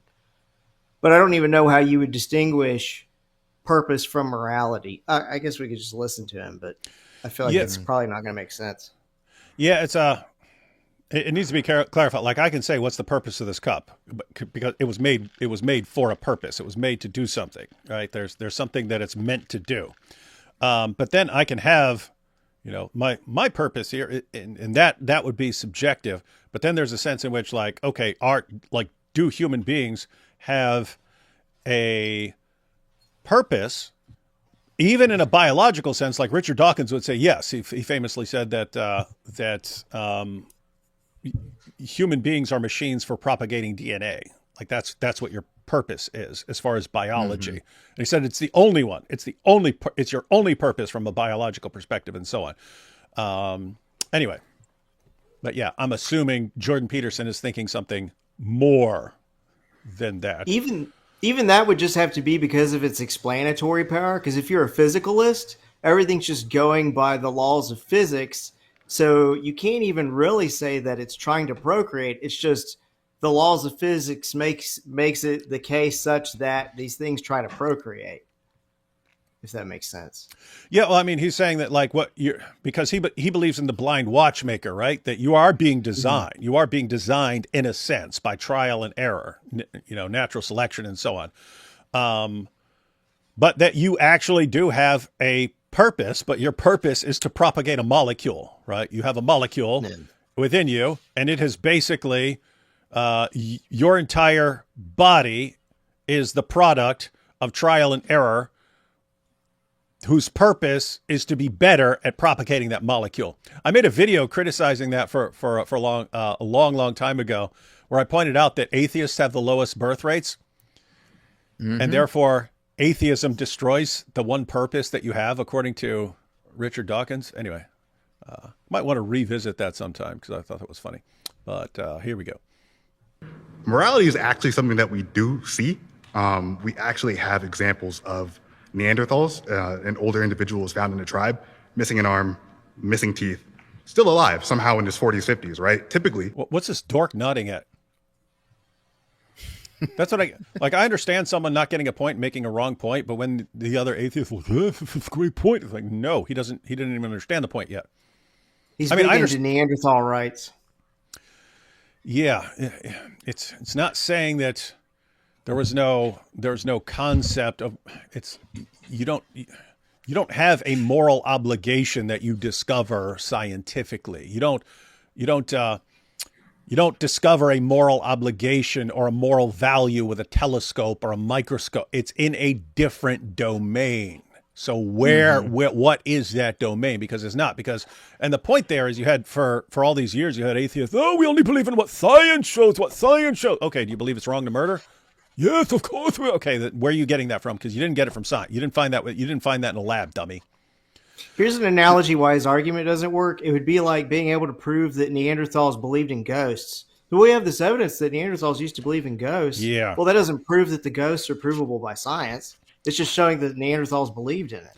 Yeah, we're not talking about an organism. Here are organisms that behaved in a way that we would regard as moral. It's if you're looking at that behavior and saying that's moral or that behavior is better than this, science is not telling you that is better or that is more moral. That's something else. It seems like this guy is just thinking in terms of well, I can show that people did, other things did behave morally or something like that. But yeah, we'll see. Hey, Christian Gaffly, people in the chat think you're trans. It's ma'am. Hey, listen here, sir. All right, here we go. You're a Neanderthal. You can't eat. You can't hunt. You die, right? But we know that members of his tribe were taking care of him, right? So we know that at some level, early in our evolutionary history, we actually developed altruism. We have examples of chimpanzees who actually have a basic understanding of fairness, right? If you give a chimpanzee 2 grapes, right, and his buddy gets 3, right? He actually freaks out, right? But you give both chimps 3 grapes and they're good. We have examples of parrots. Except for the greedy chimps. Except for the greedy chimps. Yeah, this is a guy. He's clearly smart. He's clearly done a lot of studying on this issue. It's just not the real issue. So anyway, Yeah. he hasn't understood the fundamental issue. You can apply it to the ghost thing. And then the other thing is repeat your ghost example for everyone. The ghost example was you're talking about Neanderthal. Oh, if you prove that chimpanzees believed in ghosts, that doesn't prove scientifically that ghosts exist. So just because you're able to prove that these animals believe that morals exist, that doesn't prove scientifically that the morals exist. And also, observational data you can collect just by looking at contemporary humans and see that they believe in morals. That still doesn't prove that morals exist. His example is no better than just because it's ancient animals versus contemporary humans, it doesn't give him any kind of epistemological advantage to making his argument. It's either way, it would be the same argument. You're just observing people believe in morals. It'd be like, I've observed a guy who believes he's Elvis. That doesn't prove scientifically the guy's Elvis. Hey guys, my wife is not home. She went to a funeral today and she's coming back on a plane, and I hear my youngest son running around downstairs, and I realize I was supposed to put him to bed and he's running around. So we'll play a couple more seconds of this and then you guys can talk about it while I go put a kid to bed, because it's past his bedtime and it's a school night. But let's watch a little more. They want 4 graves. Those do exist, right? But we have similar examples where we do animal tests, right? So morality is intrinsic. I think so. It precedes science. I think that actually a better way to define it would be that social animals, which we are, right, require some level of morality or into what? I'm not disagreeing. Sure. Why do they require that? Because it's IP, I'm assuming you can break down like the is-ought distinction for everyone that this guy's missing. It's like just because you behave in a certain way and just because it's useful, that is not the same thing that we're talking about when we talk about morality. But we'll let him go a little longer here, and then only way that social groups can actually survive, right? That's my point with regards to science. Thank you very much. Is that precisely the point that you just made, that science has to exist within a moral framework that isn't in itself scientific? How's that not scientific? Well, because it's not derived from the scientific process, as you just indicated. It doesn't need to derive from the scientific process. It's the fact that we are social animals, and we need that to exist as a group. I agree, but you pointed to the morality of Neanderthals, to the morality of chimpanzees. They didn't derive that from science. They don't need to. That's not how that works. That's my point. They didn't need to. Got that. All right. You guys break things down for them. Yeah, this guy doesn't seem to understand the problem here. He's just telling the audience that, people have experienced morality, they engage in morality, they do morality. That is not the issue. You just can't go back in the past and be like, oh, yeah, we find other people engaging in morality. You're just describing things. Morality is about prescriptions. The question is, where did those prescriptions come from. They don't come from science, obviously. This guy, it's like he's not even on the same wavelength as Peterson on this issue. He's just like, he doesn't even understand the issue, the philosophical conundrum of the is-ought fallacy. All he's describing is what is happening with Neanderthals or with humans or with chimpanzees. That doesn't explain the oughts. Where are these oughts coming from? They're obviously not coming from science. He doesn't get this basic issue. He needs to study philosophy more in depth, because it seems like he knows a ton about science. He doesn't understand the philosophical issues at all. Do you want to say something? I was blind to this when I was an atheist, because like him, you just kind of you don't realize it, but you're presupposing that morals exist already. And the only way to shake me out of it was reading the work of an atheist named John Gray. And he wrote a book called Straw Dogs. And in the book, he's basically arguing that you can't hold to the idea that there's morals and a greater purpose and that there's no God. We're basically just animals. And I was able to listen to this guy's arguments at that moment in my life. I was very closed off to like Christian arguments. And so to hear it from an atheist saying you can't have morals on an atheistic worldview was really powerful for me. And it kind of made sense the more you think about it, because think of it like this. I might tell my daughter, you need to go to bed by 10 p.m. And that's an ought statement. It's not a description of the way things are.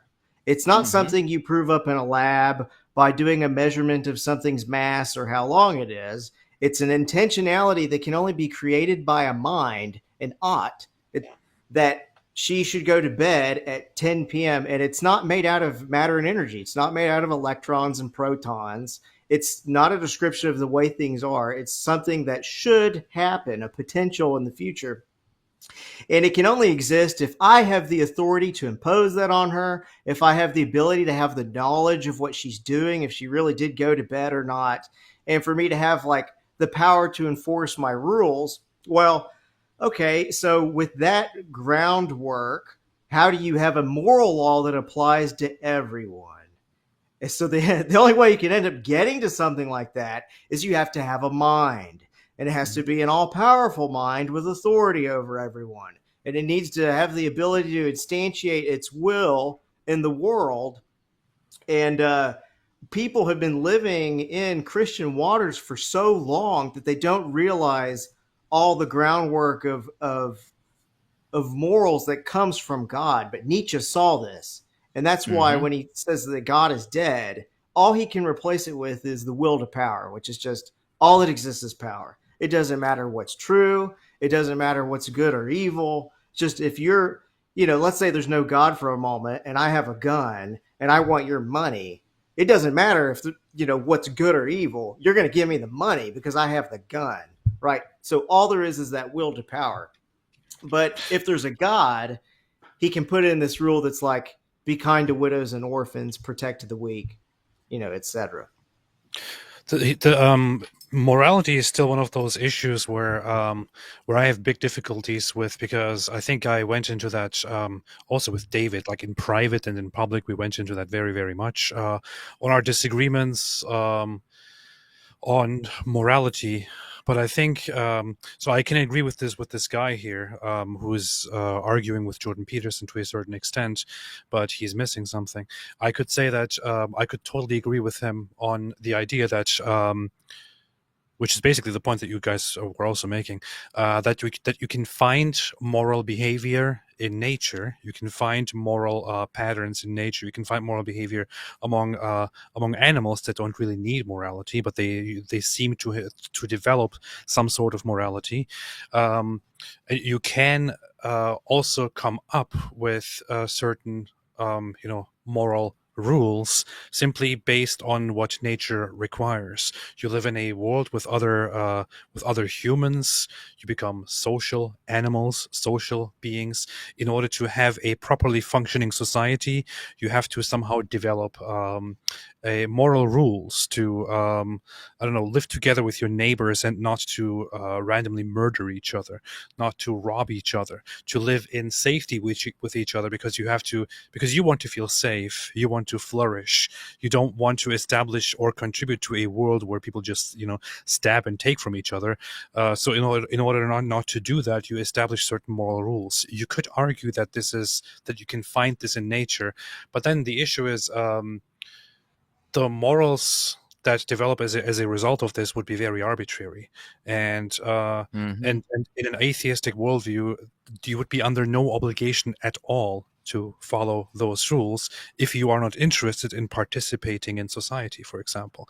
So you could completely take on a very self-absorbed and completely egotistic and psychopathic worldview and say, oh yeah, we should probably abide by certain rules if we want to live in peace. I don't want to live in peace, however. I just want to take whatever I want to take. And there is no conscience. There is no greater being that keeps you in check. There is no greater being that holds you responsible. So you don't have to follow by those morals that humans just came up with because of out of necessity. So you can just become amoral and immoral and psychopathic.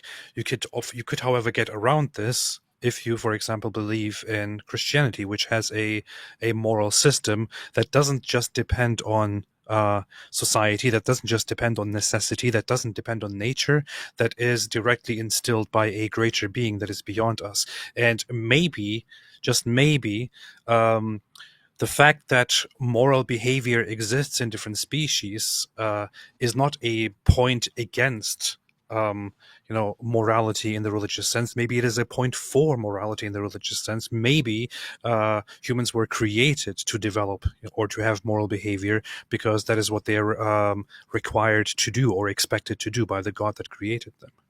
Yeah, it's this idea of moral progress. Is that we're just like you can have different societies have different views about science and the way the world works. We're still moving towards something that is objective. It's not like we didn't invent science or math. We're discovering the way the world works. The simple question asked to this guy is, when Neanderthals were developing morality, were they doing it via science? No, therefore Peterson is right. He doesn't get that basic point, though. Powerful. Indeed. Well, mission accomplished. Kids successfully in bed. The problem is I have this mute button, and then but now whenever I think muted, I think I'll zooted. It's just like taking over. And then I think, it'd be messed up to have a zoot button. I'm going to start using that as a euphemism for like effing up something. Oh man, I out-zooted that video. That's good, because we need alternatives, right? We need alternatives that have this same rough meanings and so on. Ayo, AP. Yes. Got a message from our friend Abdullah Samir. I don't know what time zone he's in. What time were you planning on going live on your channel on Thursday? Was that 8?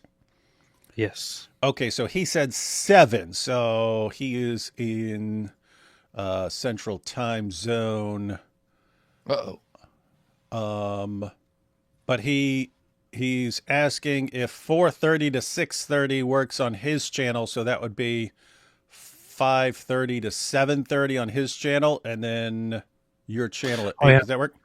And IP wanted to go live earlier that day anyway, so IP could just keep that earlier time, and we can go live with Abdullah Samir on his channel. That works, yeah. Cool. Works. That works. So I can message him and say this works.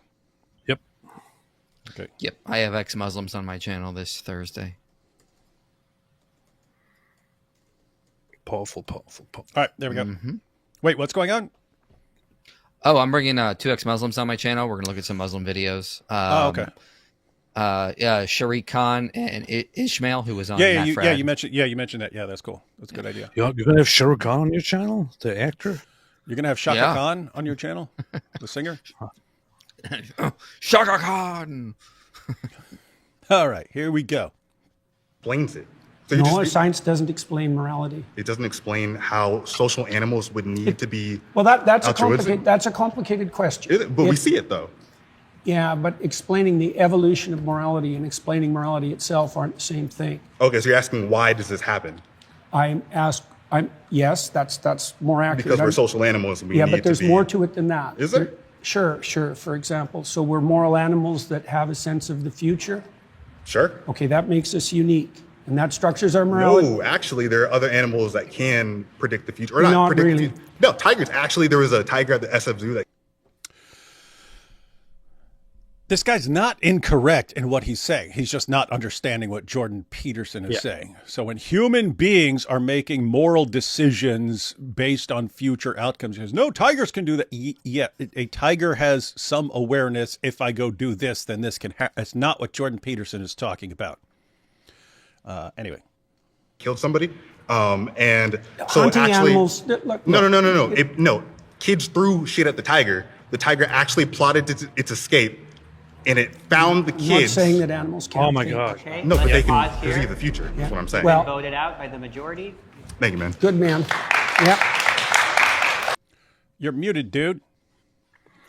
Wait, he's been voted out by them. Is that how it works? They vote him out because they don't like Yeah, him? the way it A works is certain like, number of people raise their flags, and once it's I thought it was like once it's 3 or something. You're saying once it's a majority of people say hold up their flag and say this guy's got to go. there's like 20, This- so if 11 this- flags go this up, guy's boom, he's dumb. out. This guy's dumb. Let him go. Is that what they do? Basically. Yeah, if there's 20 flags. If 11 go up, that's the majority, and he's out. And so yeah, that's why I hate the format. But yeah, it was a smart decision by the majority because he wasn't on the topic. Yeah, he wasn't understanding the point at all. Yeah. All right. Any final thoughts on this? I thought the guy's smart and he's knowledgeable in his field, but he doesn't understand. Mm-hmm. For sure. I want to say morals from evolution because I teased that idea back when I was an atheist, and that doesn't work either. Because it would be like everything about the human experience is from evolution. So even the joy you get from killing someone if you're a murderer, that is the product of evolution. Or stopping yourself from doing a sneeze, is that evil to stop a sneeze? Well, that's just as much the product of evolution as, giving to the poor and then feeling good inside of yourself because of some chemical reaction. So evolution is just like a campfire. It's just this really, really big chemical reaction.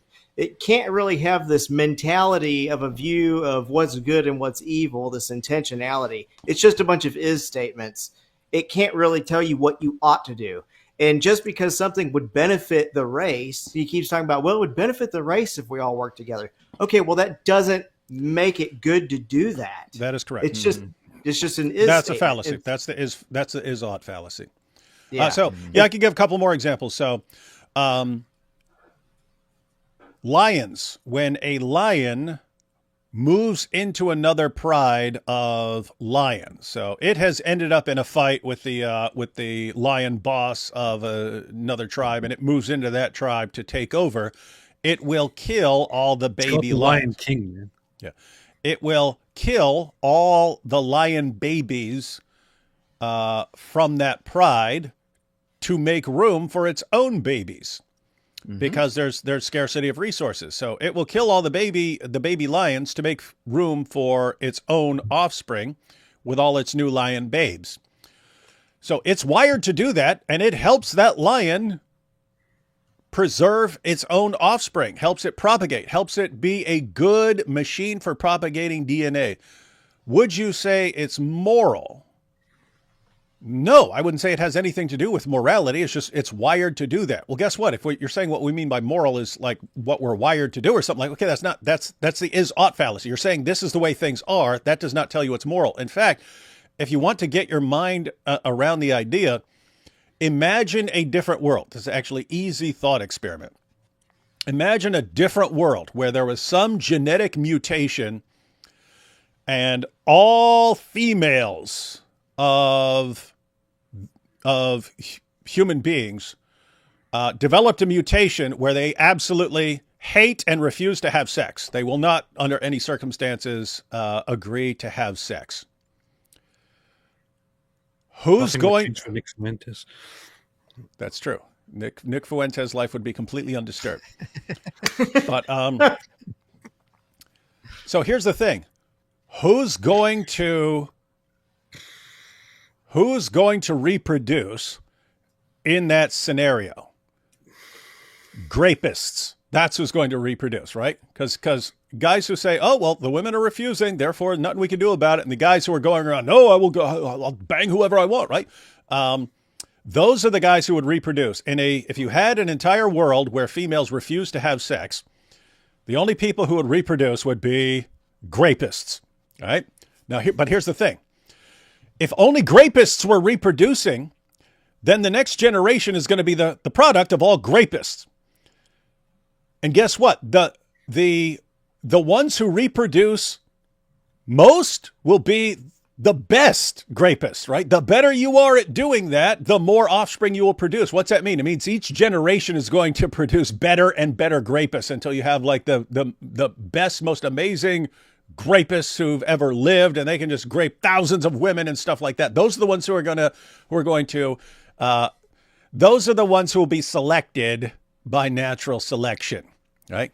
Here's the thing. You would get to a point where, guess what? That's for the benefit of the species. It's the only thing keeping the species going. Mm-hmm. Would you therefore say that graping women is moral? No, you're in a completely different category. Here's something that helped my species reproduce. Therefore, the behavior is moral. No, you're in completely different realms there. Anyway, wanted to point that out. All right, so he's got this guy now. Let's take a couple super chats real quick because some of them are funny. Funding for IP's Hijab's Cambridge. You know about Muhammad Hijab's Cambridge school? No, I don't. No. Oh, that's a thing that came out. Apparently, Muhammad Hijab's dad was a total con artist, and he had his Cambridge school where you send him money and he sends you a degree, and they copied the Cambridge logo and stuff like that, but they name it something else. It's Cambridge such and such, but they have a logo that looks similar and so on.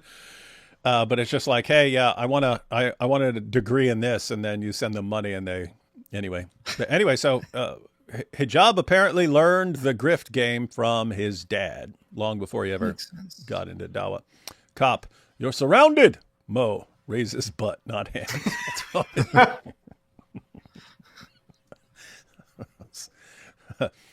Annoying super chat just to waste time. Good job, Bo Rudder. Giovanni says, Mo, stay behind this line. Walks into the darkness, gets railed. Yeah, that is crazy, right? The Diddy line. Mm-hmm. David, is it true you did a blood mubahala? Yeah, well, I did a mubahala and I signed it in my blood. I think I put like a bloody fingerprint with my signature or something like that to signify that I'm serious. But yes, I did.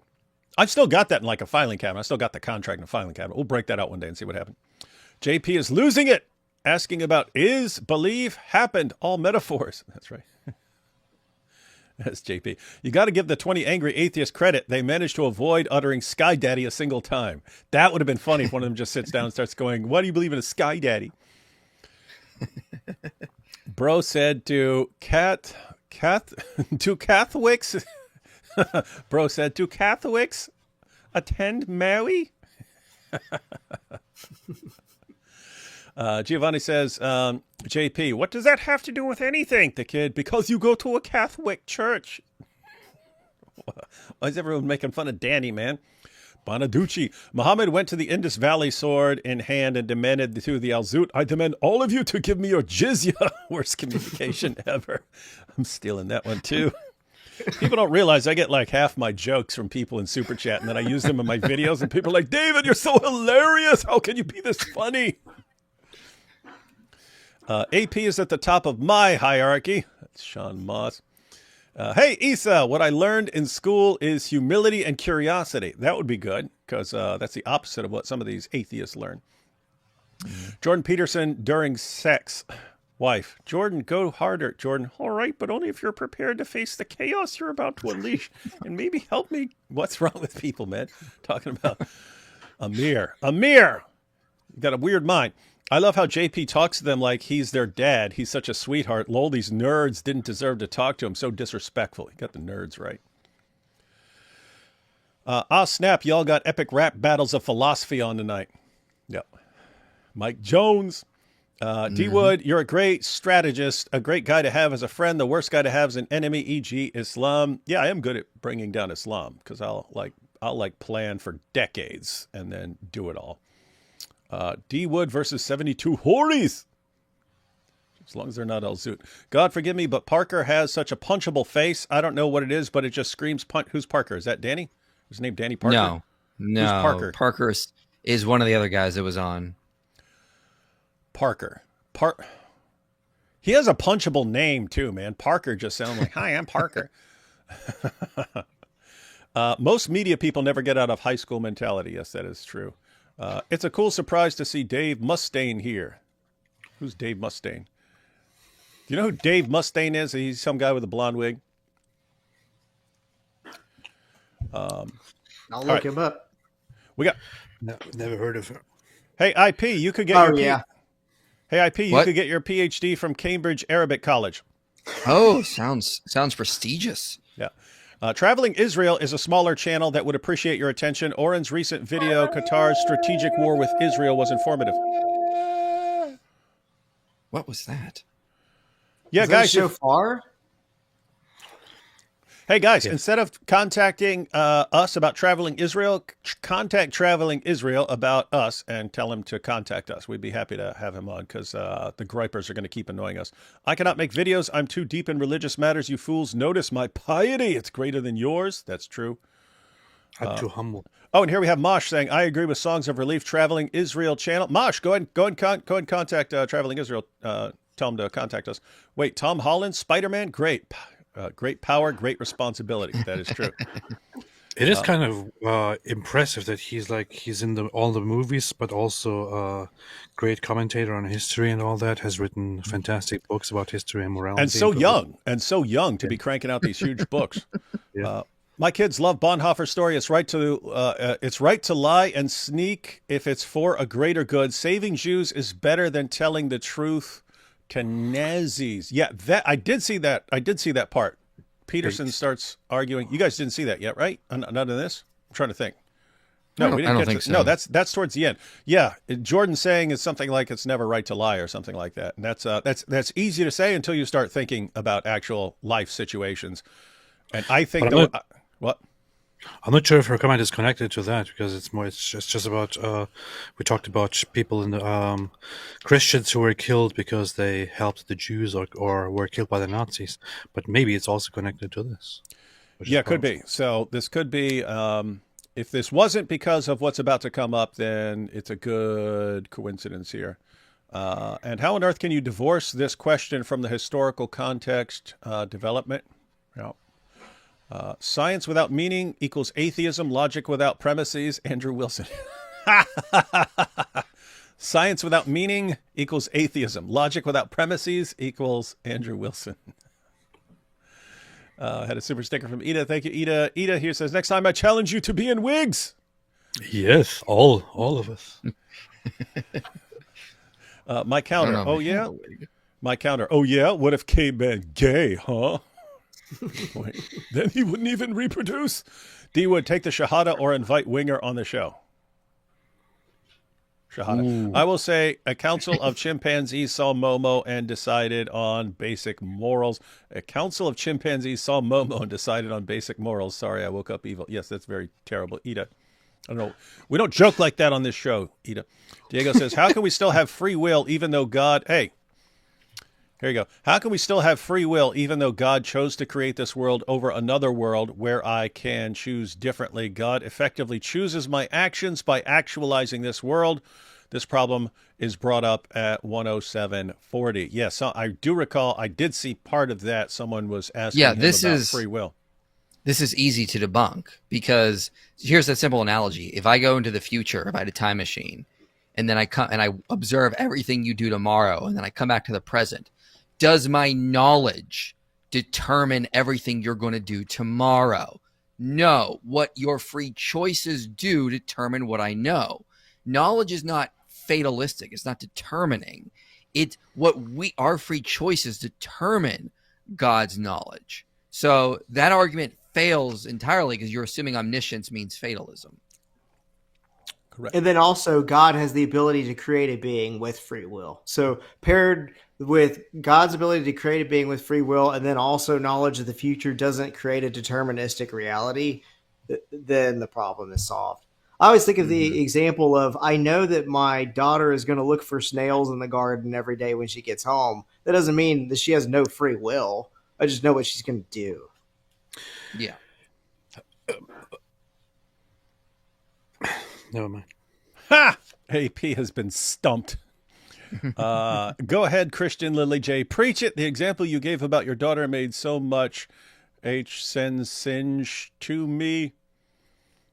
Fast. Was that from earlier? Yeah. Yeah. Okay. And then said, whoops, forgive my misspellings in my previous our post. Lol. Yeah, you said singe to me. IP, D Wood, AP, and Garth. I guess that's from Wayne's World, Wayne and Garth. Looking for India, but can't descend from low orbit. That's the blowed up Momo. Did you see the name? Yeah. Hang on. The blowed up Momo. Oh, he's on a donkey. Yeah, it's flying with the helium. Looking for India, but can't descend from low orbit. Okay. He's trying to find the Alzite dudes. Looking for the Alzite dudes on my flying donkey monster. Could an atheist just grant that objective morality doesn't exist without God? Seems a simple enough position to me. Yeah, that was my position when I was an atheist. The problem is it's kind of unlivable. It's kind of unlivable. So you have two things. One, can you actually live like that?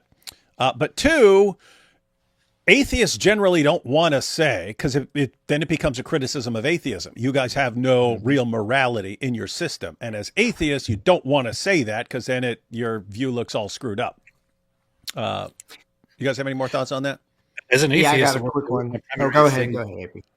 As an atheist, it was very much for years my position that there is no intrinsic morality, that there is no intrinsic meaning, that there is no such thing at all, and that we live in a completely absurd world. And the more you try to fight against this fact, the more it causes suffering. So what you can do is to somehow find meaning, or subjective meaning, in accordance with what is best for your own self-preservation, or for your for flourishing, or the things that you feel passionate about, and all that, and then live accordingly. But the thing is, the problem with all of that is, you can try as much as you want to live a life that is that can very well feel fulfilling, and that can very well feel good.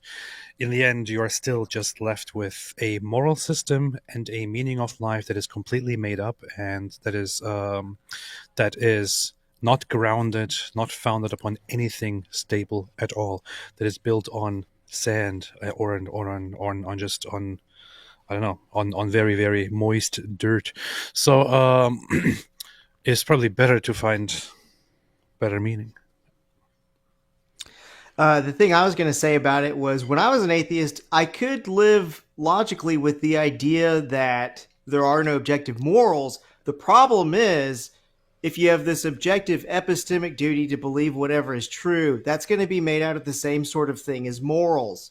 And so once you ditch morals, you have to ditch this duty to believe truth. Well, then what do? Well, you're certainly not going to spend your time arguing with people online about what they need to believe, especially if you're a materialist. You don't think they have free will anyway.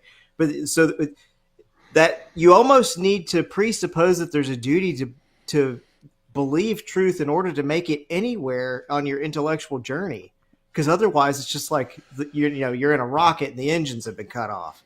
And so, just like with morals, where you need this all-powerful mind that can intend something that's not an is statement, it's an a statement. This mind has the authority to instantiate its rules on reality, to know what you're doing, to make sure that those rules are followed. You need that same sort of system for the duty to believe truth as you would for a moral system. And that's much more problematic than a moral system, is the duty to believe truth.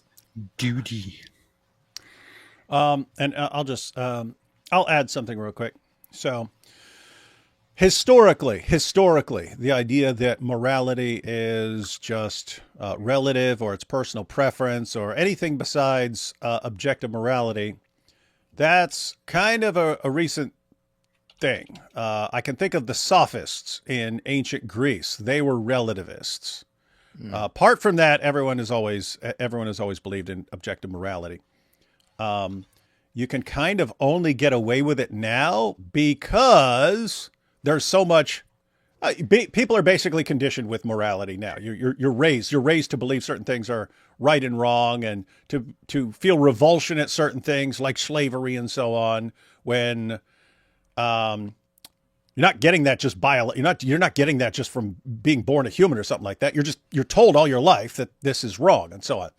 And so here's the thing: you can kind of still get along and live a normal life, believing that morality is relative because your preferences have been sort of programmed. And so you might not do horrible things. I want to point out, believing there is no objective morality and yet being raised to be a basically moral person, that's one thing.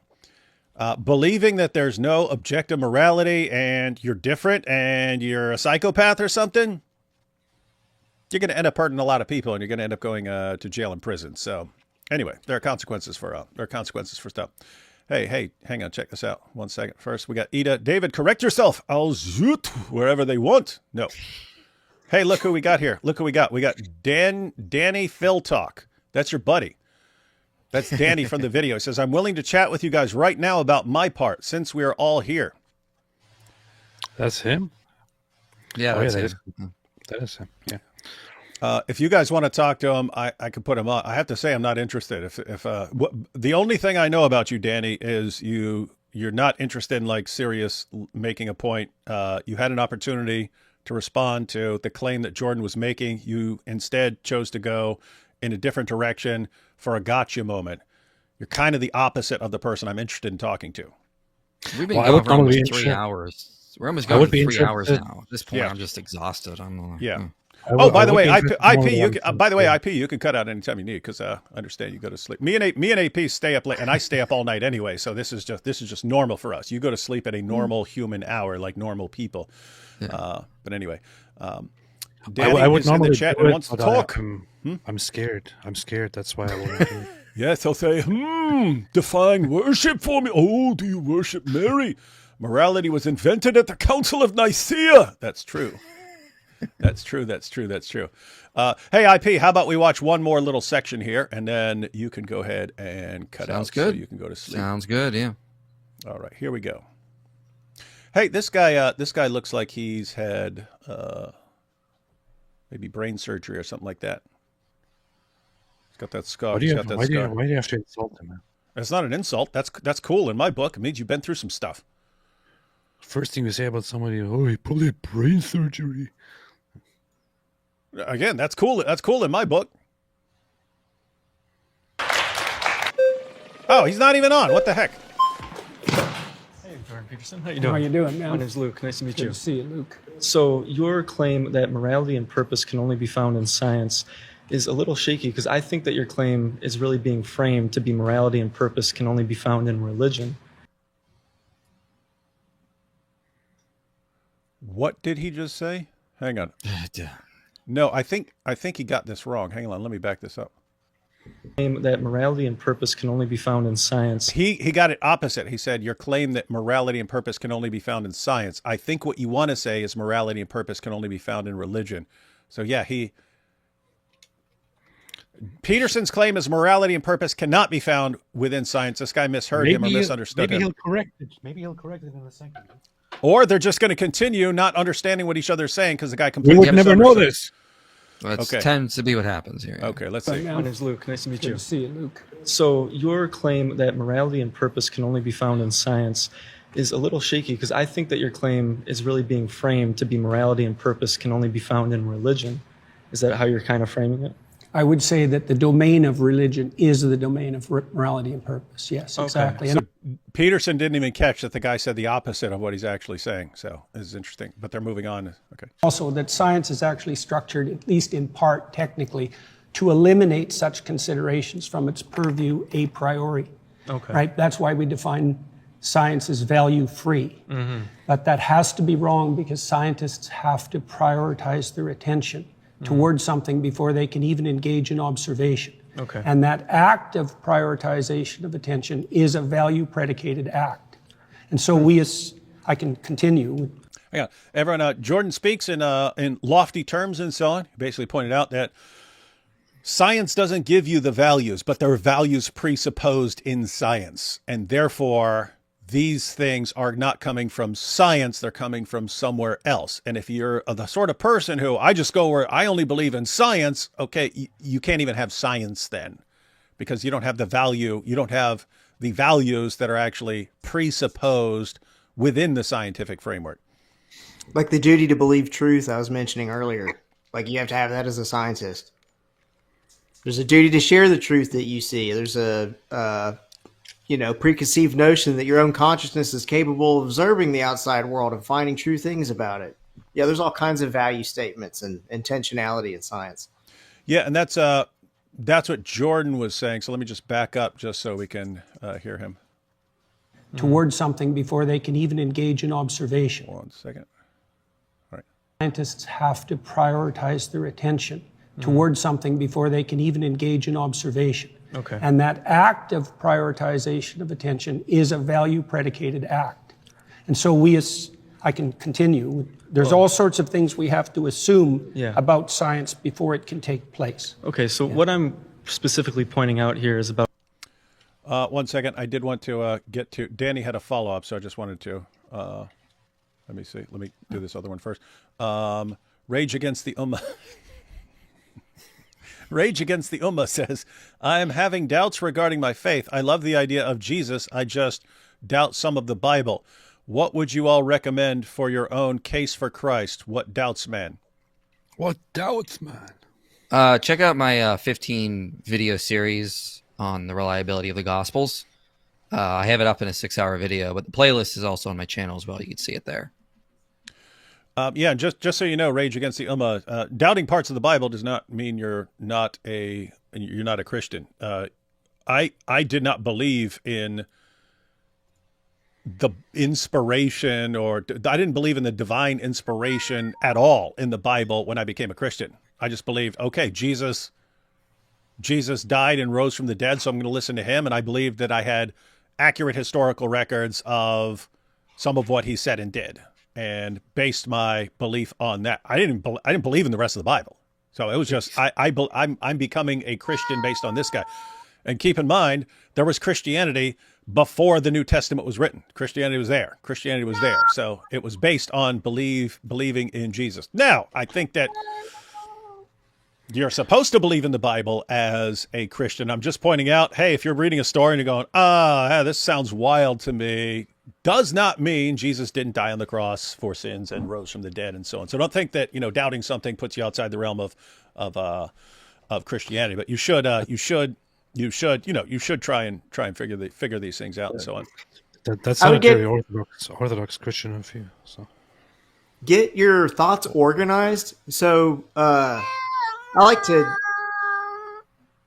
distinguish things into different issues. So say whether something or something and write that down, whether something or something and write that down, and get it like where there's a list of these separate things so that you can figure out what you believe, whether it's this or this, but realize that all those separate issues, they're not determinative of whether Christianity is true or not. So, and that way you can just organize, instead of having this big cloud of doubt over you, you can organize your thoughts and figure out what you believe on each issue and what evidence supports which side of each issue. And here we had Danny. I'm always down for a serious conversation. Just let me know. And then the follow-up to that was challenge Danny Phil to Mubahala. Yeah, first you have to do Mubahala, Danny. Yeah, Danny, I don't know. If you want to have a serious conversation about something, just send us a topic you might be interested in. Maybe we'll do it. I have to say, based on first impression, you came across as like and keep in mind, this isn't just you. We interact with these guys all the time. It's just they're Muslims, right? It's just they go into a discussion, There is no real intention of having a serious discussion, getting to any point, informing people they're just looking for a gotcha moment. Then they take the little clip and they run with it, ha ha, and no one actually pays attention to anything that was said. We've been dealing with this for years. We find it repulsive. So when we see an atheist doing, we're like, oh, that's like the Dawa guys, right? So anyway, keep in mind, I mean, all that was based on like a little 2-minute clip of you. So that's not enough to form a complete picture of you. You could be different, or there could be more to you than that. But I have to say, not a good. I mean, it's a great first impression for people who like that. It's not a great first impression for people who. So what you're saying is that you are basically scared of talking to Danny. I literally just offered the man a second chance. Send us some topics that you might be interested in. And we can have a discussion. That's kind of a second chance. You're scared. Look, Danny, cut that clip. Yes, they all run. All these Christian apologists are running from me. They've been humiliated. Put that on your TikTok, bro. It's actually, we're just all over 30 and really selective about what conversations we want to have. So we're burned out with kids. And it's just, we kind of have endless options of people we can have discussions with. So we try to focus on, people we're taking seriously. Science says we understand that the West was basically the abandonment of Greek pure deduction, etc., by the scholastics in the 11th century. Just tweeted you a quote, D. Wood. You tweeted me a quote where? I will check it out.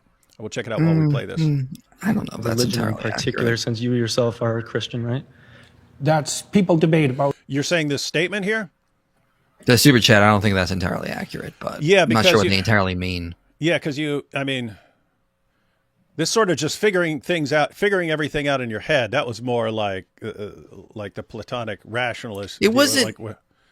Yeah, they didn't abandon Greek deduction; they just incorporated it in a much larger framework. By the medieval period, you did have Aristotle invented biology and zoology and logic, massive intellect. And you read some of his, like in zoological researches and so on, where he's talking about how he's describing the anatomy of an octopus. And it's like, how do you know all this? But how he uses it. So this wasn't just dissecting an octopus. They're somehow observing an octopus and stuff like this and determining how it's doing all these things. So there was clearly a lot of careful research going on. But you're right, as far as like people started thinking that how you're supposed to reason is just logical deduction and so on. And then you get Francis Bacon and so on. They turn it more into like induction, a more inductive approach. And that's where science takes off, because science isn't just like logic chopping and so on. Bacon. And I generally don't discuss it publicly. Okay, I understand that. And me, myself, I am a former young earth creationist. Wait, what did I miss? Was that him asking him if he's a Christian? Particular, since you yourself are a Christian, cool. right? That's people debate about that, and I generally don't discuss it publicly. Okay, I understand that. And me, myself, I am a former young earth creationist fundamentalist. Oh, yeah. I got you. What? Pause. So his Christianity, whether he's a Christian or not, he said he doesn't discuss that publicly, and people speculate about it. That's what he just said. So yeah, and this is an earlier topic than the later one about morals. So he was already ambiguous as to his religion before he was ever pressed by the other guy. And the thing is, at this point, he must be familiar with what Jubilee told him when they invited him and when they set this up, right? So I really wonder where exactly what went wrong, because to me, this doesn't sound like something that Jordan Peterson would just vaguely agree to and then just change his opinion on. It looks to me like Jubilee didn't really inform him on the idea that this is supposed to be the title, one Christian versus 20 atheists. Yeah. So something went really, really wrong there. And yeah, it seems like exactly what we said, that it's just, hey, Jordan Peterson, are you willing to have a discussion with 20 atheists? Well, sure, I'd love to do that, eh? But maybe they've seen him call Jesus God and say that he believes Jesus actually rose from the dead. And so they're like, oh, we'll call this 20 atheists versus a Christian, where he thought it was just 20 atheists versus him, and that he's going to bring some of these important ideas out and stuff. So, yeah, that's on them. Mm-hmm. Yo, I need to take off. Go ahead. I gotta help. All right, I'll see you guys later. All right, man. See you. See you. Leave. Yeah. If he just walked away and never hung Get up. out of here, man. Get out of here. Okay, now I'm going to have to take him off the screen because he's just staying there forever. Okay, I'm going to go over here. Hold I'm real just going to start still. over to get rid of him. Get out right now. There, see, these are the steps I have to take to get IP off my screen.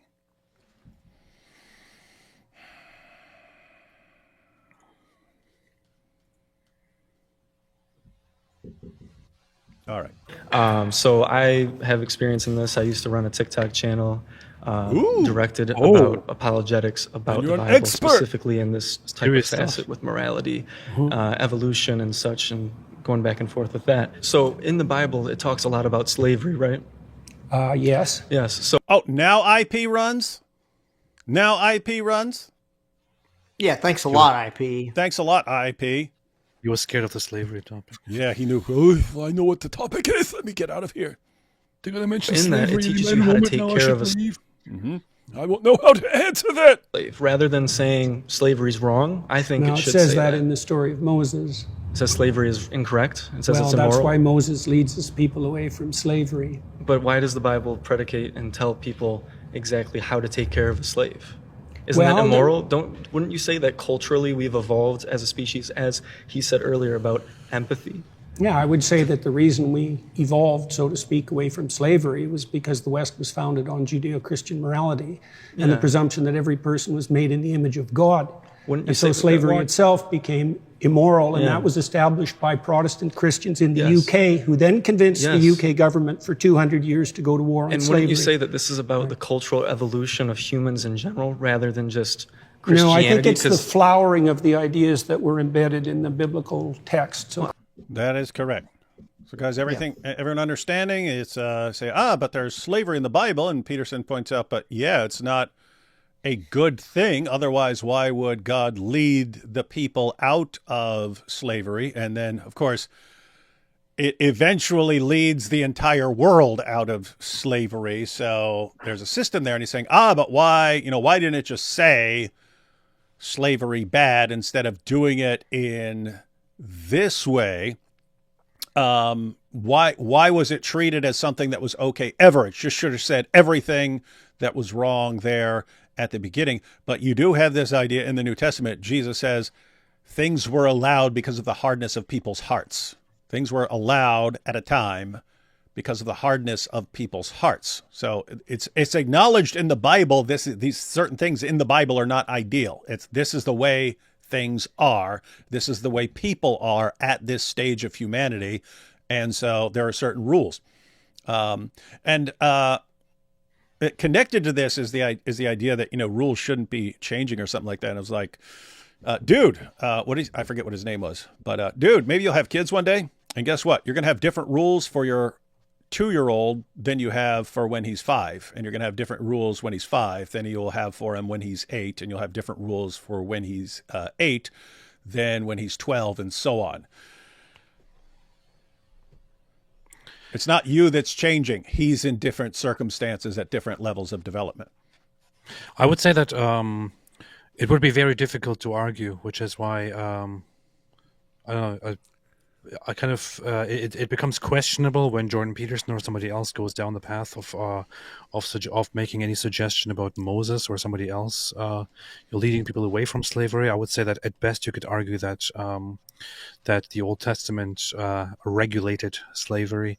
I don't think that you could actually effectively argue that that before Christianity, before the New Testament, that the Old Testament, that Jewish law abandoned or outlawed slavery. I think that it's pretty evident that it was that it continued existing and was only regulated until the arrival of the New Testament from a Christian perspective, and from a Jewish perspective until conditions were no longer in place and slavery was seen as obsolete and no longer usable. Right. I'll say too, My heart goes out to this atheist, and if he's saying this, no, I used to be an atheist too, and I had similar concerns. But okay, so originally the topic was whether morals can be found from science. And I think this atheist didn't want to have to defend that because it's not really a defensible position to try to say that morals come from science. And so instead he shifted the topic to whether or not religion is the place to get your morals. But then to attack religion, he's using a bunch of preconceived ideas that they're all stolen from Christianity. So even this idea that abolition is bad, let's say there's no God for a moment. How does that entail that slavery is bad or that abolition is good? It doesn't. There's nothing there. There's nothing. There's just the will to power. If you can overpower somebody else and make them your slave, there is no rational reason not to. The reason that is so abhorrent to us and we hate it in our gut is because we've been in this Christian society for so long, and we've been influenced by people like John Newton and William Wilberforce and Benjamin Lay, who had to work really hard to uproot this comfortability. I don't know if that's a word, but if people can say certainty, I can say comfortability. But this this deep comfort and familiarity with slavery, they were just so used to it, didn't feel weird to them. The fact that it feels weird to us now is an amazing victory of Christ in the world that would have never happened without very brave Christians who had to sacrifice everything. So like John Newton, who gave up his job, and Benjamin Lay, who he lived on nothing but vegetables because he didn't want to eat any produce that was created by slaves. So we're the same way Isaac Newton was sitting on the shoulders of giants and he was talking about the theologians of the Middle Ages.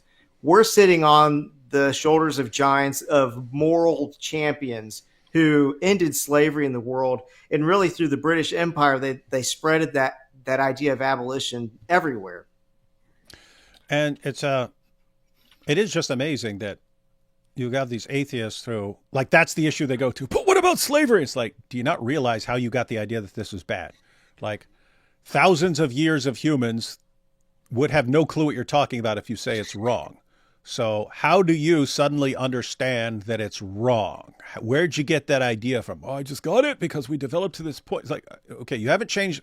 You're not changed biologically. You're not some new development in humanity that you're wired differently.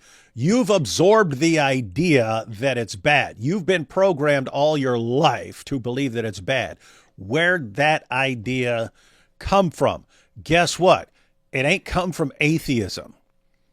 Defend that on atheism. It makes zero sense on atheism. Look, I can own this cup. You don't have a problem with me owning a cup, right? Although you could come up with an ideology where it's just wrong to own anything and ownership of anything is immoral. So you could come up with an idea like that, right? But anyway, right now in history, I can own a cup. I can own a bird.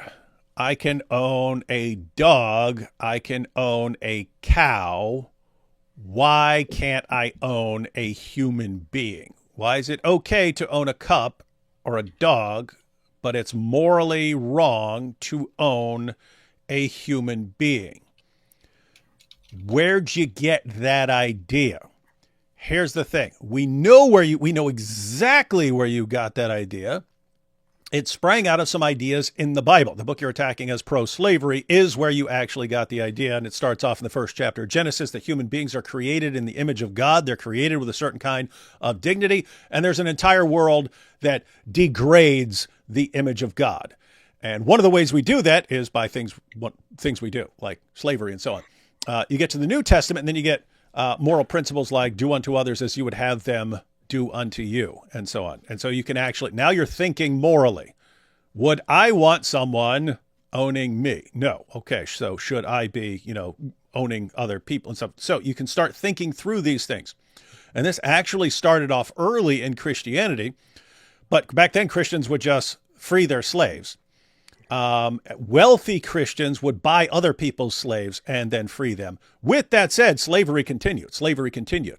Because guess what?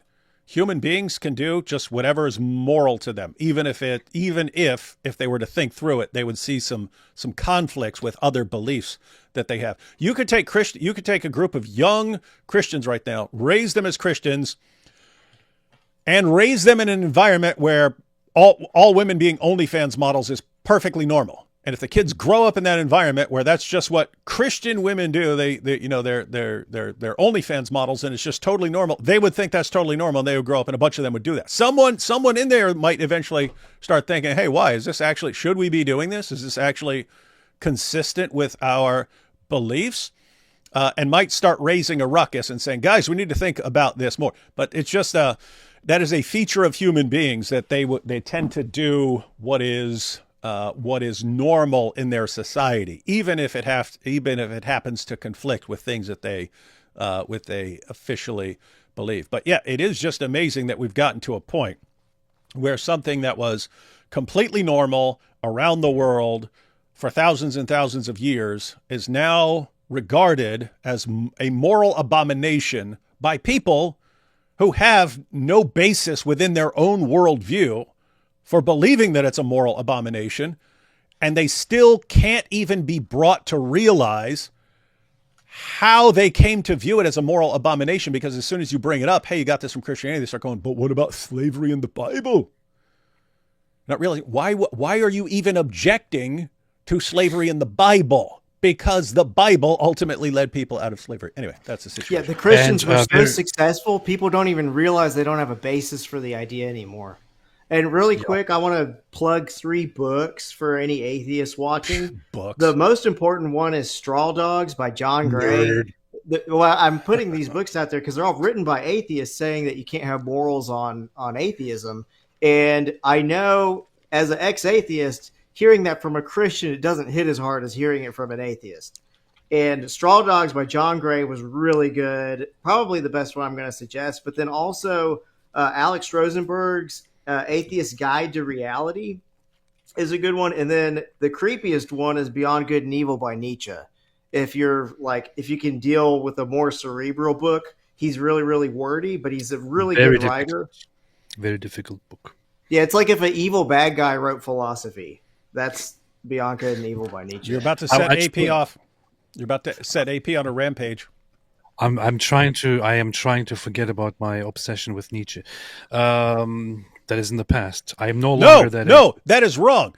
You and I both recognize, and Nietzsche is like horribly wrong in certain ways and completely right in certain ways. We need to actually go through that at some point, do a series, bringing the things that Nietzsche was completely right about to the surface, and let him be remembered for these good things. And well, I still think that he was an absolute genius. Totally. And that mad scientist level. And that he completely correctly, in a time where nobody else was doing it, assessed the development and the current state and future of morality. The whole issue, which people cite him so much on, which is God is dead, is just actually such a profound observation by him, which is about how morality came through the belief in God and through Christianity, and we have killed God. What have we done? He's actually lamenting that and mourning about it, and people quote him nowadays and misquote him and misunderstand it. He's pointing out that that people are letting go of the morality that they depended on because they got rid of God in society, and now they have to somehow replace it. And his way of replacing it is of course the will to power, which is kind of a nonsensical conclusion. But anyway, enough to Nietzsche. So I was going to say something about early church fathers and early Christians opposing slavery.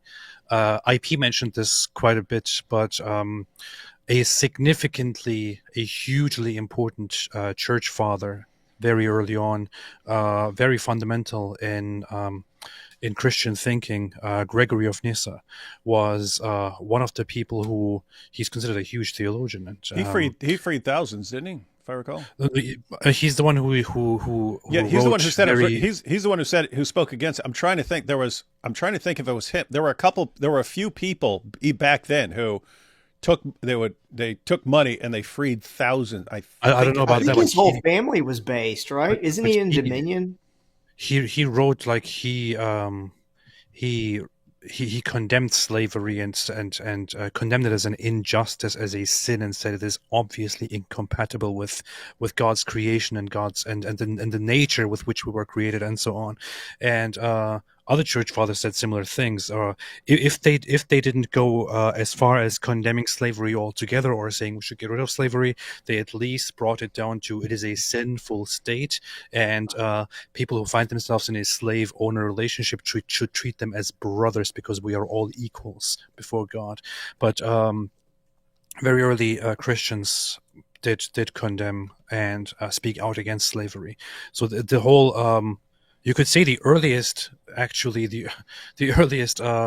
people who suggested directly abolishing or who suggested opposing or declaring slavery altogether wrong were Christians. It was the Christian people, the Christian scholars who started this whole abolitionist idea. So it is a Christian idea to be against slavery, and that has been normalized because of Christianity today. Oh, actually, I looked it up. Different Gregory, Pope Saint Gregory. So anyway, the quotation, this is from the historian William Lecky, said Saint Melania was said to have emancipated 8,000 slaves. Saint Ovidius, a rich martyr of Gaul, 5,000. Chromatius, a Roman prefect under Diocletian, 1400. Hermes, a prefect in the reign of Trajan, 1250. Pope St. Gregory, many of the clergy at Hippo under the rule of St. Augustine, as well as great numbers of private individuals freed their slaves as an act of piety. So the point is, this is early stuff. This is first few centuries of Christianity. Eusebius says that some Christians would sell themselves into slavery, take the money, and go free other slaves. That's actually in I think that's Clement of Rome, but. Okay. Clement of Rome, in his letter, he had to order Christians to stop doing it. He said, stop selling yourselves into slavery to free other people or to feed other people and so on. So, but I mean, it's just interesting. Think about the mindset, because it's always interested me like how quickly the example of Jesus affected people. Like, look how quickly it affected Christ. Yeah. Look how quickly it affected the Apostle Paul. That in the book Philemon, where so you had Philemon. Philemon had a slave named Onesimus. Onesimus apparently stole some stuff and ran away. So he's a runaway slave. He's in quite a bit of trouble in the Roman Empire. This runaway slave. Onesimus eventually converts to Christianity, meets the Apostle Paul. And Paul says, you're not going to be on the run for your rest of your life. You're going back. But I'm sending you with a letter. He sends him a letter talking to Philemon, the slave owner. And in that letter, Paul says, whatever he owes you. So this guy, again, he stole some stuff. Whatever he owes you, charge that to me. I'll pay it when I get there. And I want you to receive him as you would receive me. Now that's exactly what Paul absorbed. The message of the cross was to Paul, that Jesus takes our punishment, and now we are accepted before the Father as the Father would. We are now seen as like Jesus, and so on. So that affected Paul, and then Paul actually uses it in real life. Hey, this guy owes you. I'll pay it. Whatever he owes, charge that to me, and I want you to receive him as you would receive me. So that influenced Paul right there. But then it became this good popular thing to do among the early Christians. Hey, there's starving people over there. You know what? I'm going to go sell myself into slavery and give the money to the poor. Or I'm going to sell myself into slavery to free this other slave. I'm going to trade myself to free this other guy and stuff. He had to actually say, stop doing that. We don't want to make more slaves and turn the Christian community into a more of a slave community and so on. So he had to tell them to actually stop doing that. But anyway, interesting, fun stuff. All right, we'll let this guy finish this. Across long spans of time. I feel like this is just humans editing based on the cultural evolution of morality. What do you mean by just? Just? Yeah, just humans. Well, humans. Editing. Well, based on culture and history, right? We get better. They did do it based on culture and history, but yes. Culture and history have their foundations too. So. Well, yeah, but we're talking about slavery. So many people bolstered it based on everyone the Bible. based on the Bible. They looked at it and they true. justified it in the United States, in the Deep South. They justified slavery. Yeah, but based the main on the thrust, Bible. They justified it because it was normal to them, and that's how they were making money. And it was people pointing out, people who weren't part of the system, who were actually, hey, you guys know that's wrong, right? And then eventually you have a war fought over it. What? So we just explained it very, very lengthily, but if you're going to argue that Christian morality adopted or adjusted and then abolished slavery as a result of culture and historical development and so on, you're just going to fail. So it's very well established that Christianity, that the opposition to slavery came with Christianity. So. I guess I see why this one guy is raising his red flag, but if you're going to argue from that position, you're going to fail. So. Yeah, and if you're saying, we've just advanced more, it's like, what are you advancing into? Are you becoming actually more moral? If so, then there is an objective where are you getting that from? Because right now you're just saying we're different. If you're saying you're different, then okay, are we better? Is this better now? And I don't mean just better according to your feelings. I mean, is it morally better to not have slavery than it is to have slavery? If so, please explain that in your worldview, because you're saying, oh yeah, we just changed over time. Okay, well, human beings change over time. We might change 100 years from now and go back to slavery. What does that mean? Does that mean it's then okay? What does this mean? So yeah, we'll see. This guy got a flag. The thrust of Protestant thought in particular was stringently against slavery, and it was about the only movement in the history of the human race that had an anti-slavery direction. Which was driven by humans and their understanding that's one of way morality. of looking at it. Well, it depends. It's the same with women's suffrage. I mean, the patriarchy. What do you mean it was driven by humans? Humans drove slavery. It's going to be the same thing here. Is it better? Is it better in a world where women have more rights? Is that actually better, or is it just different and things have changed? Women's suffrage was all pushed by Quakers, just like the first abolitionist movement. They're all Christians. They're Christians who believe that women were made in the image of God. And so, being part of God's agents in the world would be the ability to vote, so you could instantiate God's will in the world.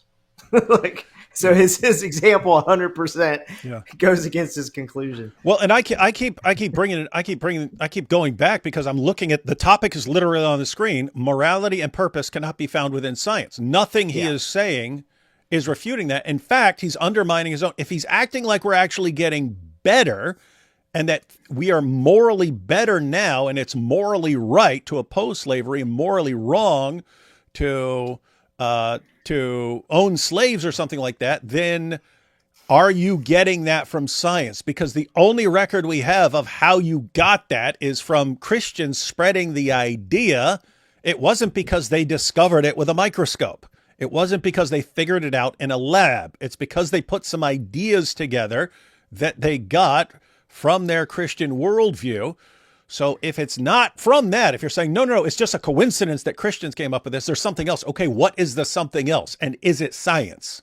If not, no, I haven't seen anyone who's come close to even addressing his topic so far. Yes, exactly. So there's no argument there. If slavery and anti-slavery were both driven by humans, what does your claim that they were driven by humans have to do with it? Evolving morality based on the culture that within the society that they live in. Okay, fine. So with women's suffrage as well as a very similar topic in the Bible, there are denominations in Christianity such as Pentecostal movement, which do bolster women to be pastors, right? Which I think that's a great thing to do. You think it's a great thing. Why? Just because you're raised in a culture where you think that's a great thing? Or is it actually a great thing? If it's a great thing, where are you getting that idea? How do you have access to your knowledge of why this is a morally great thing? Is it from science? If so, show us the scientific experiment that confirmed this. If not, where is it coming from? Where are you getting this from? Anyway, by the way, you may have been ready to point this out. You've got things in the Bible about distinctions between men and women, but part of the idea goes back to Genesis 1. God created man in his own image, man, the generic term, Male and female, he created them. Yeah. Men and women are both created in the image of God, and both have a certain dignity. You're that woman over there. A woman is in the image of God. That's the image of God. Yeah. What were you saying? So both the man and the woman are created in the image of God. It's not just the man.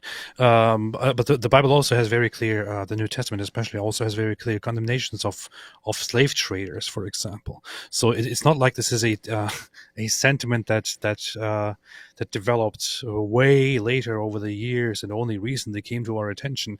Like these sentiments they go back to the Bible. Right? Yeah. In the Old Testament, taking people and making them slaves, that was a death sentence. That was a death sentence in the Old Testament. It's understood. And keep in mind, you're in a completely different world. If you go out and you fight the opposing tribe and you take captives, what do you do? Just tell me, what do you do? Your options are let them go, in which case you're going to be fighting them again. They're going to regroup and you're going to be fighting them again. Or you slaughter them all. Or you enslave some of them to weaken the population. That's how you'd end up with slaves back then. The point is, there are no good options. There are certain situations you're in life where there are no good options. And you look at, and so you have to pick from this bad option, or this bad option. And you say, okay, we think this is the least bad option. And then people thousands of years later go, look, that was a bad option. Why didn't you do this? It's like, okay, what you're saying they should have done is not an option back then. It didn't work. It wouldn't have worked back then. You're in a completely different world where now other things can work. Back then they weren't in that world. Sorry. But most like to disregard. Where do you think the idea that human beings were sufficiently equal to all vote and not be slaves came from? Humans. Yeah, but so did the idea. Again, he keeps going back and forth between, it's just a human thing. What does it even mean? But he also says this is better. Dude, you're not realizing you're appealing to a moral standard. And Peterson is pointing this out. He's just saying if everything's from humans, then guess what? The bad things from humans, the good things from humans. What makes that thing from humans good and that thing from humans bad? What's the difference? I hereby declare that women should not be able to vote. It's from humans. Look, a human said it. So right or wrong, dude. I want to steel man the atheist a bit because when I was an atheist, I would have responded to my arguments tonight with, well, if morals come from what God is saying, that's still subjective because that's subjective to God's mind. But really, that objection doesn't really mean anything. And this is why, because everything about our reality in some sense is subjective to God's mind. So like the mass of an electron being, 9 times 10 to the negative 31 kilograms. That's just a number that God came up with.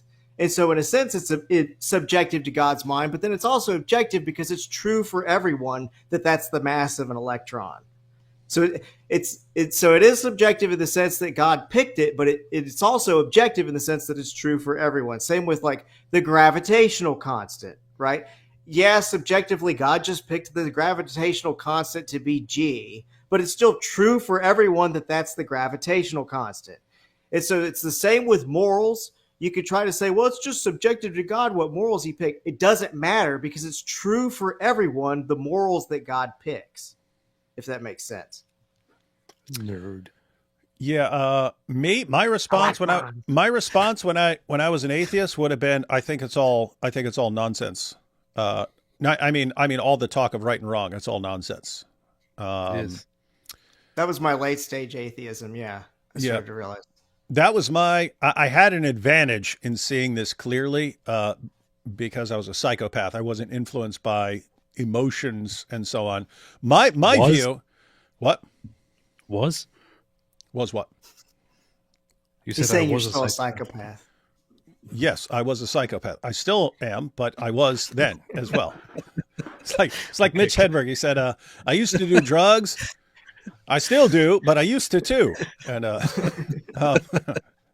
yeah, so anyway, back then when I was developing, I was able to see this clearly because I was a psychopath. But in my view, this is still my view, it's objective morality stands or falls with God. in more than one way. So the way we normally talk about is God would be the source of objective morality, that God makes commands and God has a kind of authority that nothing else has. And so those commands are basically our moral obligations. Notice when you say what a person's moral obligation is, it's in the form of a command. And it's like, okay, where's that command coming from? Is that something just like someone told me? If so, it doesn't have that kind of divine authority. If it's like, do not murder. When you say your moral obligations are in the form of commands, don't do this or do this. So the question is, where does that command come from? What is the status of that command? Well, if it comes from my parents, then at certain times I have to obey them and so on. That's not the same thing as having a moral obligation to do something. If you think it is, guess what? What if your parents tell you to go steal something at the store for them or something like that? Does that become a moral obligation for you to do? So or does the moral obligation come from your society, or does it come from your wiring? Where does it come from? Right. The only way it's an objective moral value, an objective moral obligation, is if it comes from an authority, like a complete authority over humanity. That would be something like God. So anyway, that's how we normally think of the connection between God and morality. I thought in a different way, where it's basically the exact same arguments and reasoning you would use to dismiss God, you could use to dismiss any moral obligation. But you don't. This is what I saw back then. You'll apply all this reasoning. Oh, I don't see God, and I was just taught to believe in God, and that's all blah blah blah blah blah. And then you give all these moral claims a free pass and don't apply that same skepticism towards them, right? Because guess what? The logical positivism out the window. Yeah, you no longer need to.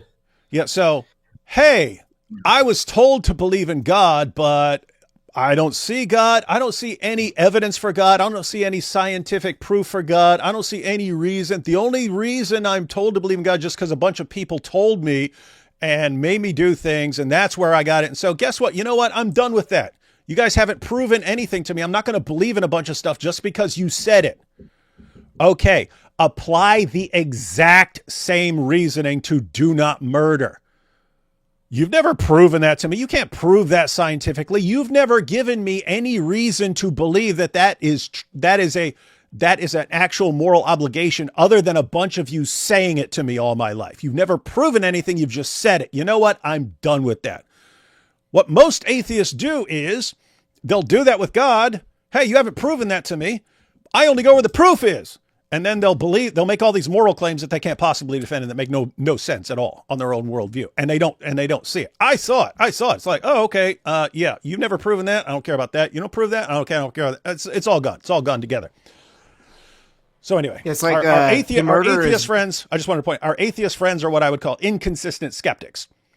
They're skeptical of things they don't want to believe in. The things they do want to believe in, they just drop their skepticism level to the floor. So here's God, and here's an argument from fine tuning, an argument from objective morality, an argument from the existence of the cosmos, and so on. Here are all these arguments and so on. I'm going to raise my skepticism level up to 10, reject all of that. There's no evidence for God. Oh, here's all these beliefs I have about right and wrong and so on. If I were remotely skeptical about them, I would have to reject them all as nonsense. But you know what? I'm going to lower my skepticism level to the floor so that I just say, what are you talking about? What kind of monster wouldn't believe in these? Of course these things are true. And that's an inconsistent skeptic. And it's almost every atheist I see. And it's this atheist right here. And it's every other atheist who's in this discussion right now. What are we saying, Gadfly?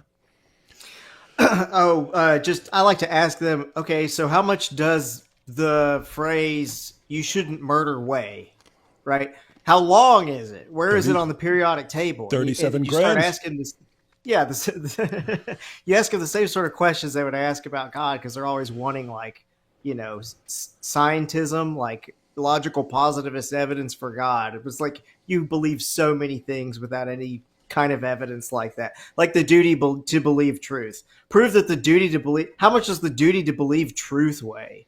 Where is that on the periodic 75 table? Pounds. And then the one last thing I want to say too was with biology and how it progresses with evolution, you can get the desire to do something that we call good, right? So I could perfectly concede the point that when I give to the poor and I get a warm, fuzzy feeling in my heart, that there might be something with biology that influences that. But I believe that the same God who gave us these moral laws created the fine-tuned constants that allow us to have that biology.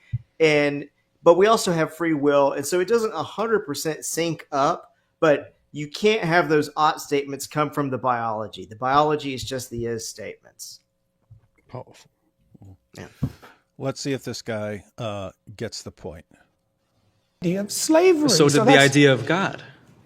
Fine, but what's your point? Like, you're not making an argument. You're just saying all thoughts come from humans, regardless of the thoughts. It's not driven by a higher power. It's driven on our experiences Define as higher. humans, which is what is best for all people. Is it driven by conscience? It could be. Which conscience is also something that has evolved over time. And I think that's something that does evolve in morality and empathy. Atheists of the world. And keep in mind, I have no reason to think that if Christians were in the same situation, they might not completely miss whatever the topic might be and go off in different directions and so on. But it's hard to claim that you guys are the champions of facts and evidence and reason and so on and logic when you're given a very clear claim: morality and purpose cannot be found within science. And none of you can come even close to actually addressing the topic. It's very simple. You either agree with it, you step up and say, you know what, you're right, morality and purpose cannot be found within science. That we agree. Or actually you're wrong. Here's how you can find it in science. That's how you address a claim. No one's doing that. It's weird. I don't understand the point that you're making. My point is that God influenced slavery. People looked at the Bible. You said God influenced slavery, so you believe God. Who believes in God? This too late. You're not an atheist anymore. Is moral because God says so. Just like women's suffrage, there's lots and of just like homosexuality. All human societies were slave owning, so you can't blame that on the Bible. If humanity decided, oh wait, address that first. What all about slavery? Human societies were slavers, so you can't blame that on the Bible. Well, you can say it bolstered it. Well, not if you look at the broad sweep of history, because it was the Protestant Christians based in on the their UK. interpretation of the Bible. It was the Protestant Christians, which evolves over time. Let's pause there. You've been voted out by the majority. All right. Well, it was great. All right. We've been going a long time, so we'll leave it there. Loser.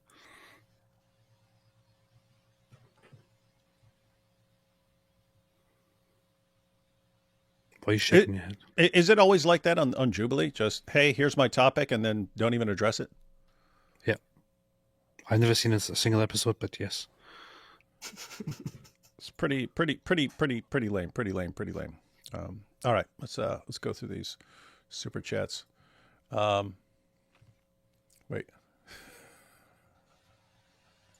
Hang on. Al Diddy line says, challenge Danny, and whoever loses has to cross me. That's from the El Diddy line. Oh, that's a super sticker. Thank you. Danny again. We can talk about the Peterson exchange. I'm not interested in talking about the Peterson exchange. I don't know. Maybe someone else is. And Danny, this isn't to be mean. It's just everyone has limited amount of time. So we've got the stuff that we're in. You know, people have the stuff that they're interested in talking about and stuff like that. And why are you bullying Danny, man? Well, he bullied poor Jordan Peterson. We wish him well. Yeah, wish you well. Danny Phil Talk avoids my simple question. What he meant by serious clout dawa, bro? I can be your dawa teacher. That's a good point. You need a dawa teacher because you like the dawa approach. If the coming of the Antichrist is inevitable, what does it matter which nation you help? Isn't that like complaining that Romans killed Jesus? All part of the plan. It's a completely stupid argument, anyway. You mean Andrew Wilson's argument or this argument? Andrew Wilson's. Yeah. To be fair, Andrew clarified. He says not necessarily the Antichrist, could be an Antichrist following the spirit of Antichrist. In other words, You don't want to help people who's going to be an antichrist, someone who's going to oppose Christ and so on. You don't want to help him. So it could, and guess what? I would agree. You shouldn't help someone who's going to be an antichrist and start a nuclear war. I would not want, under any circumstances, to help an antichrist who starts a nuclear war. I just have zero reason to think that that's going to happen by supporting Israel's right to exist and defend itself. Like none. And nothing he said gave me the slightest indication. When you actually look at the reasoning process, 30%, according to a poll, want the third temple. That must mean that when they establish the third temple, they're going to pick a Messiah. No. But he'll just go with that. They're going to pick a Messiah, and that Messiah is going to be an Antichrist, if not the Antichrist. And then he's going to go nuclear and start a nuclear war. Notice there's multiple steps. I'm like, wait, what? How are you? How does that follow from what you just said? And anyway. Magic Jew blood. Let's see. This Danny kid didn't get shoved in enough lockers growing up. Wish I had more to add, but here's my jizya. No, I mean, he seems... He seems like friendly and fun, but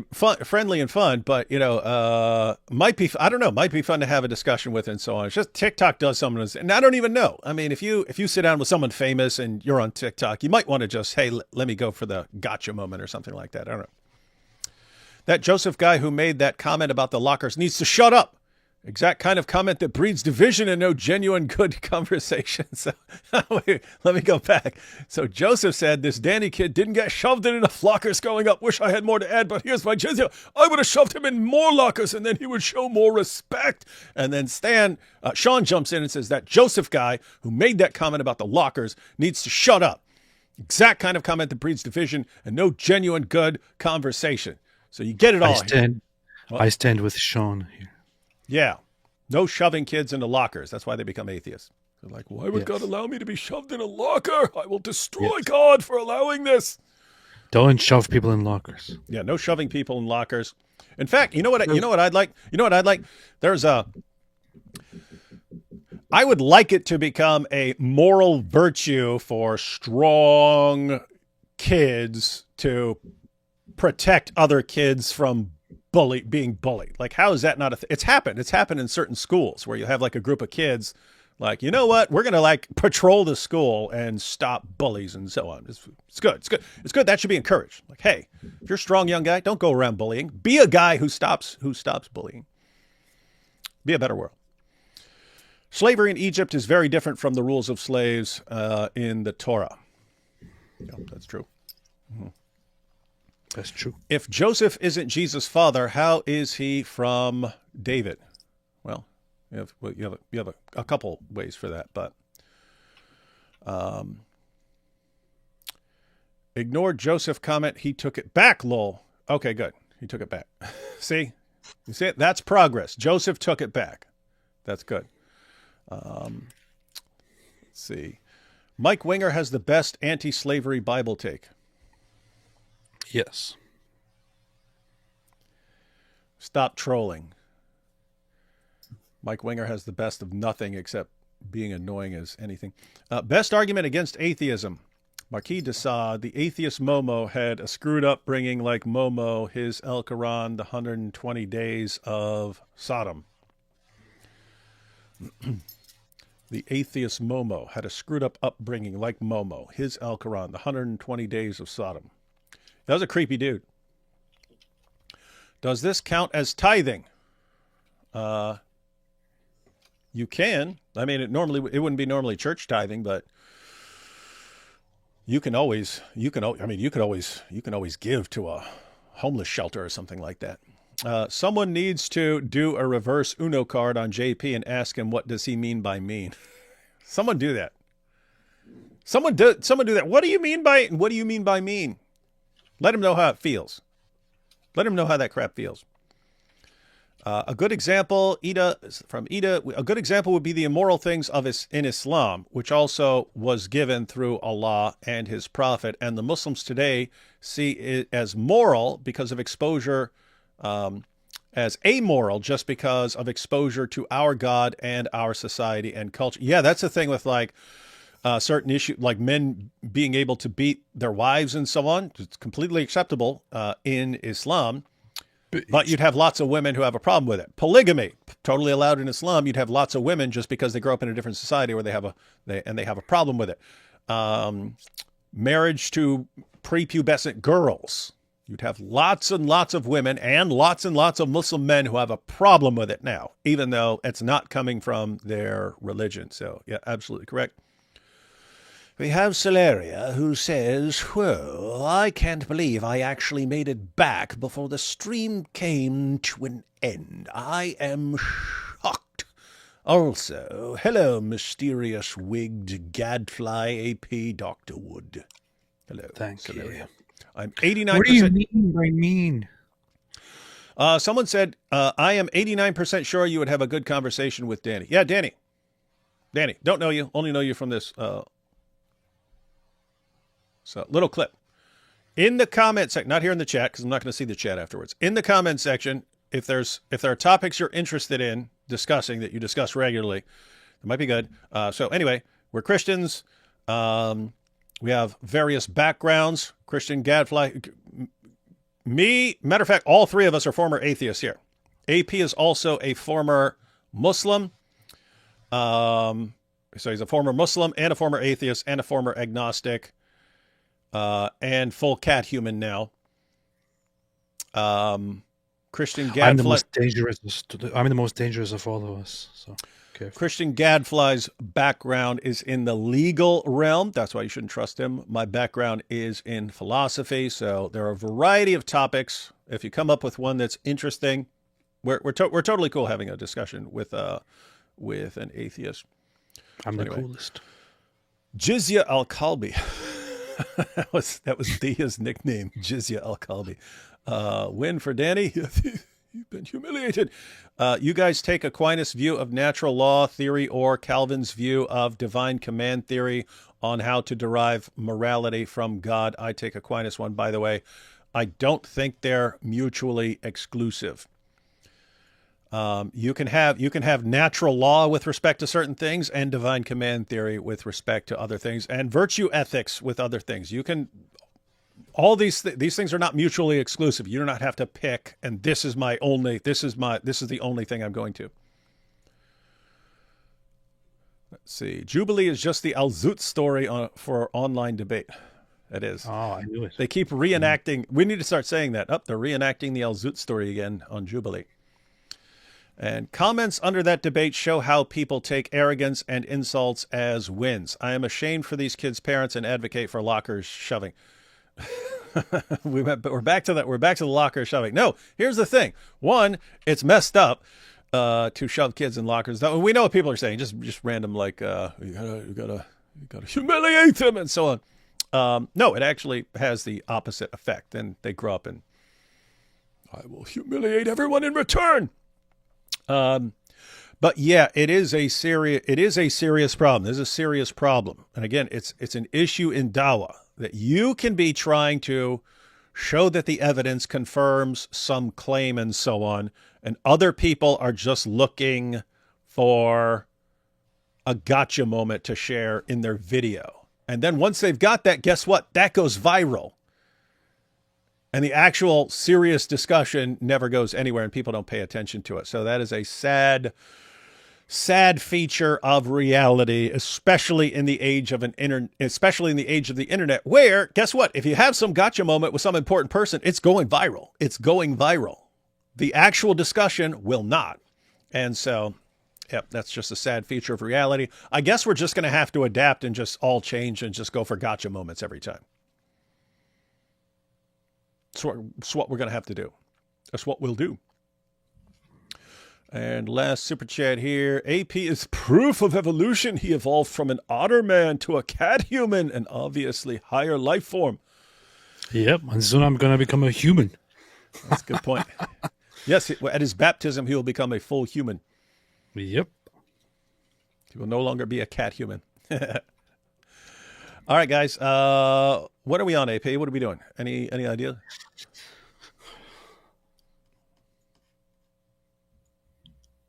On Thursday, we're going to be live on my channel. Okay, so that's the plan. Thursday live on your channel. And before that, a couple hours before that, we're going to be on Abdullah Samir's channel.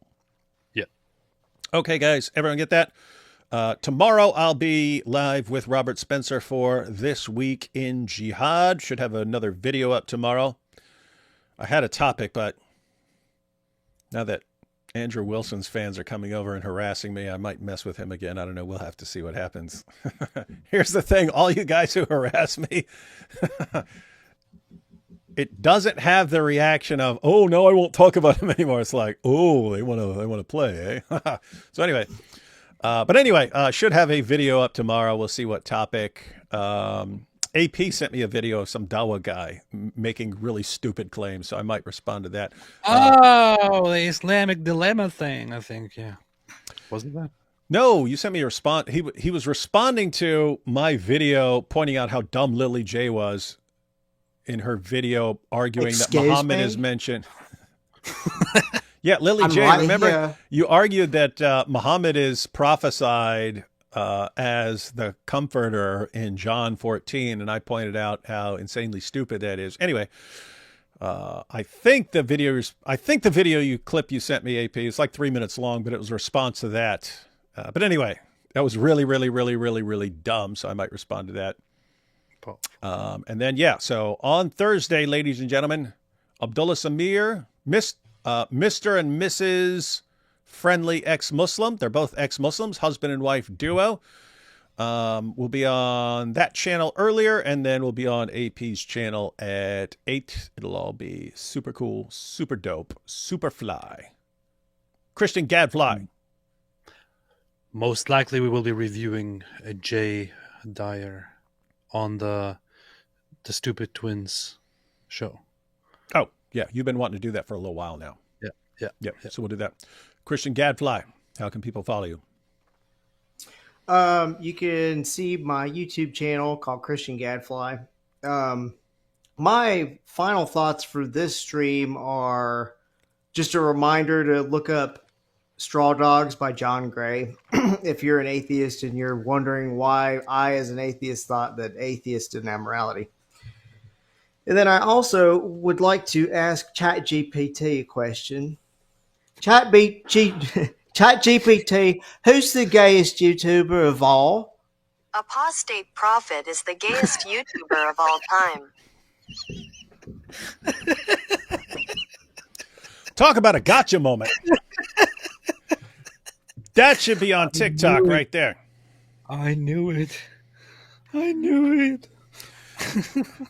Hey, Christian Gadfly. Seriously, I know you've done the Lily J thing before, but that sort of thing where you're getting ChatGPT to say all these like ridiculous things, it just needs to be a little compilation video of doing that, because people still don't get the point of how these things can be programmed and so on. So that would be good. You as Lily J and getting ChatGPT to say all these awesome things. Powerful. Helpful stuff, helpful video. And then every time someone says, but Lily J has proven, we just play that little clip of you. Got that? All right, see ya. All right, everyone. Catch you all later. And what's this last one? You're already doing gotcha convos. That's what we do. We always do gotcha convos. All right, everyone. Catch you all next time. See you tomorrow on Robert's channel, Thursday on multiple channels. See you then.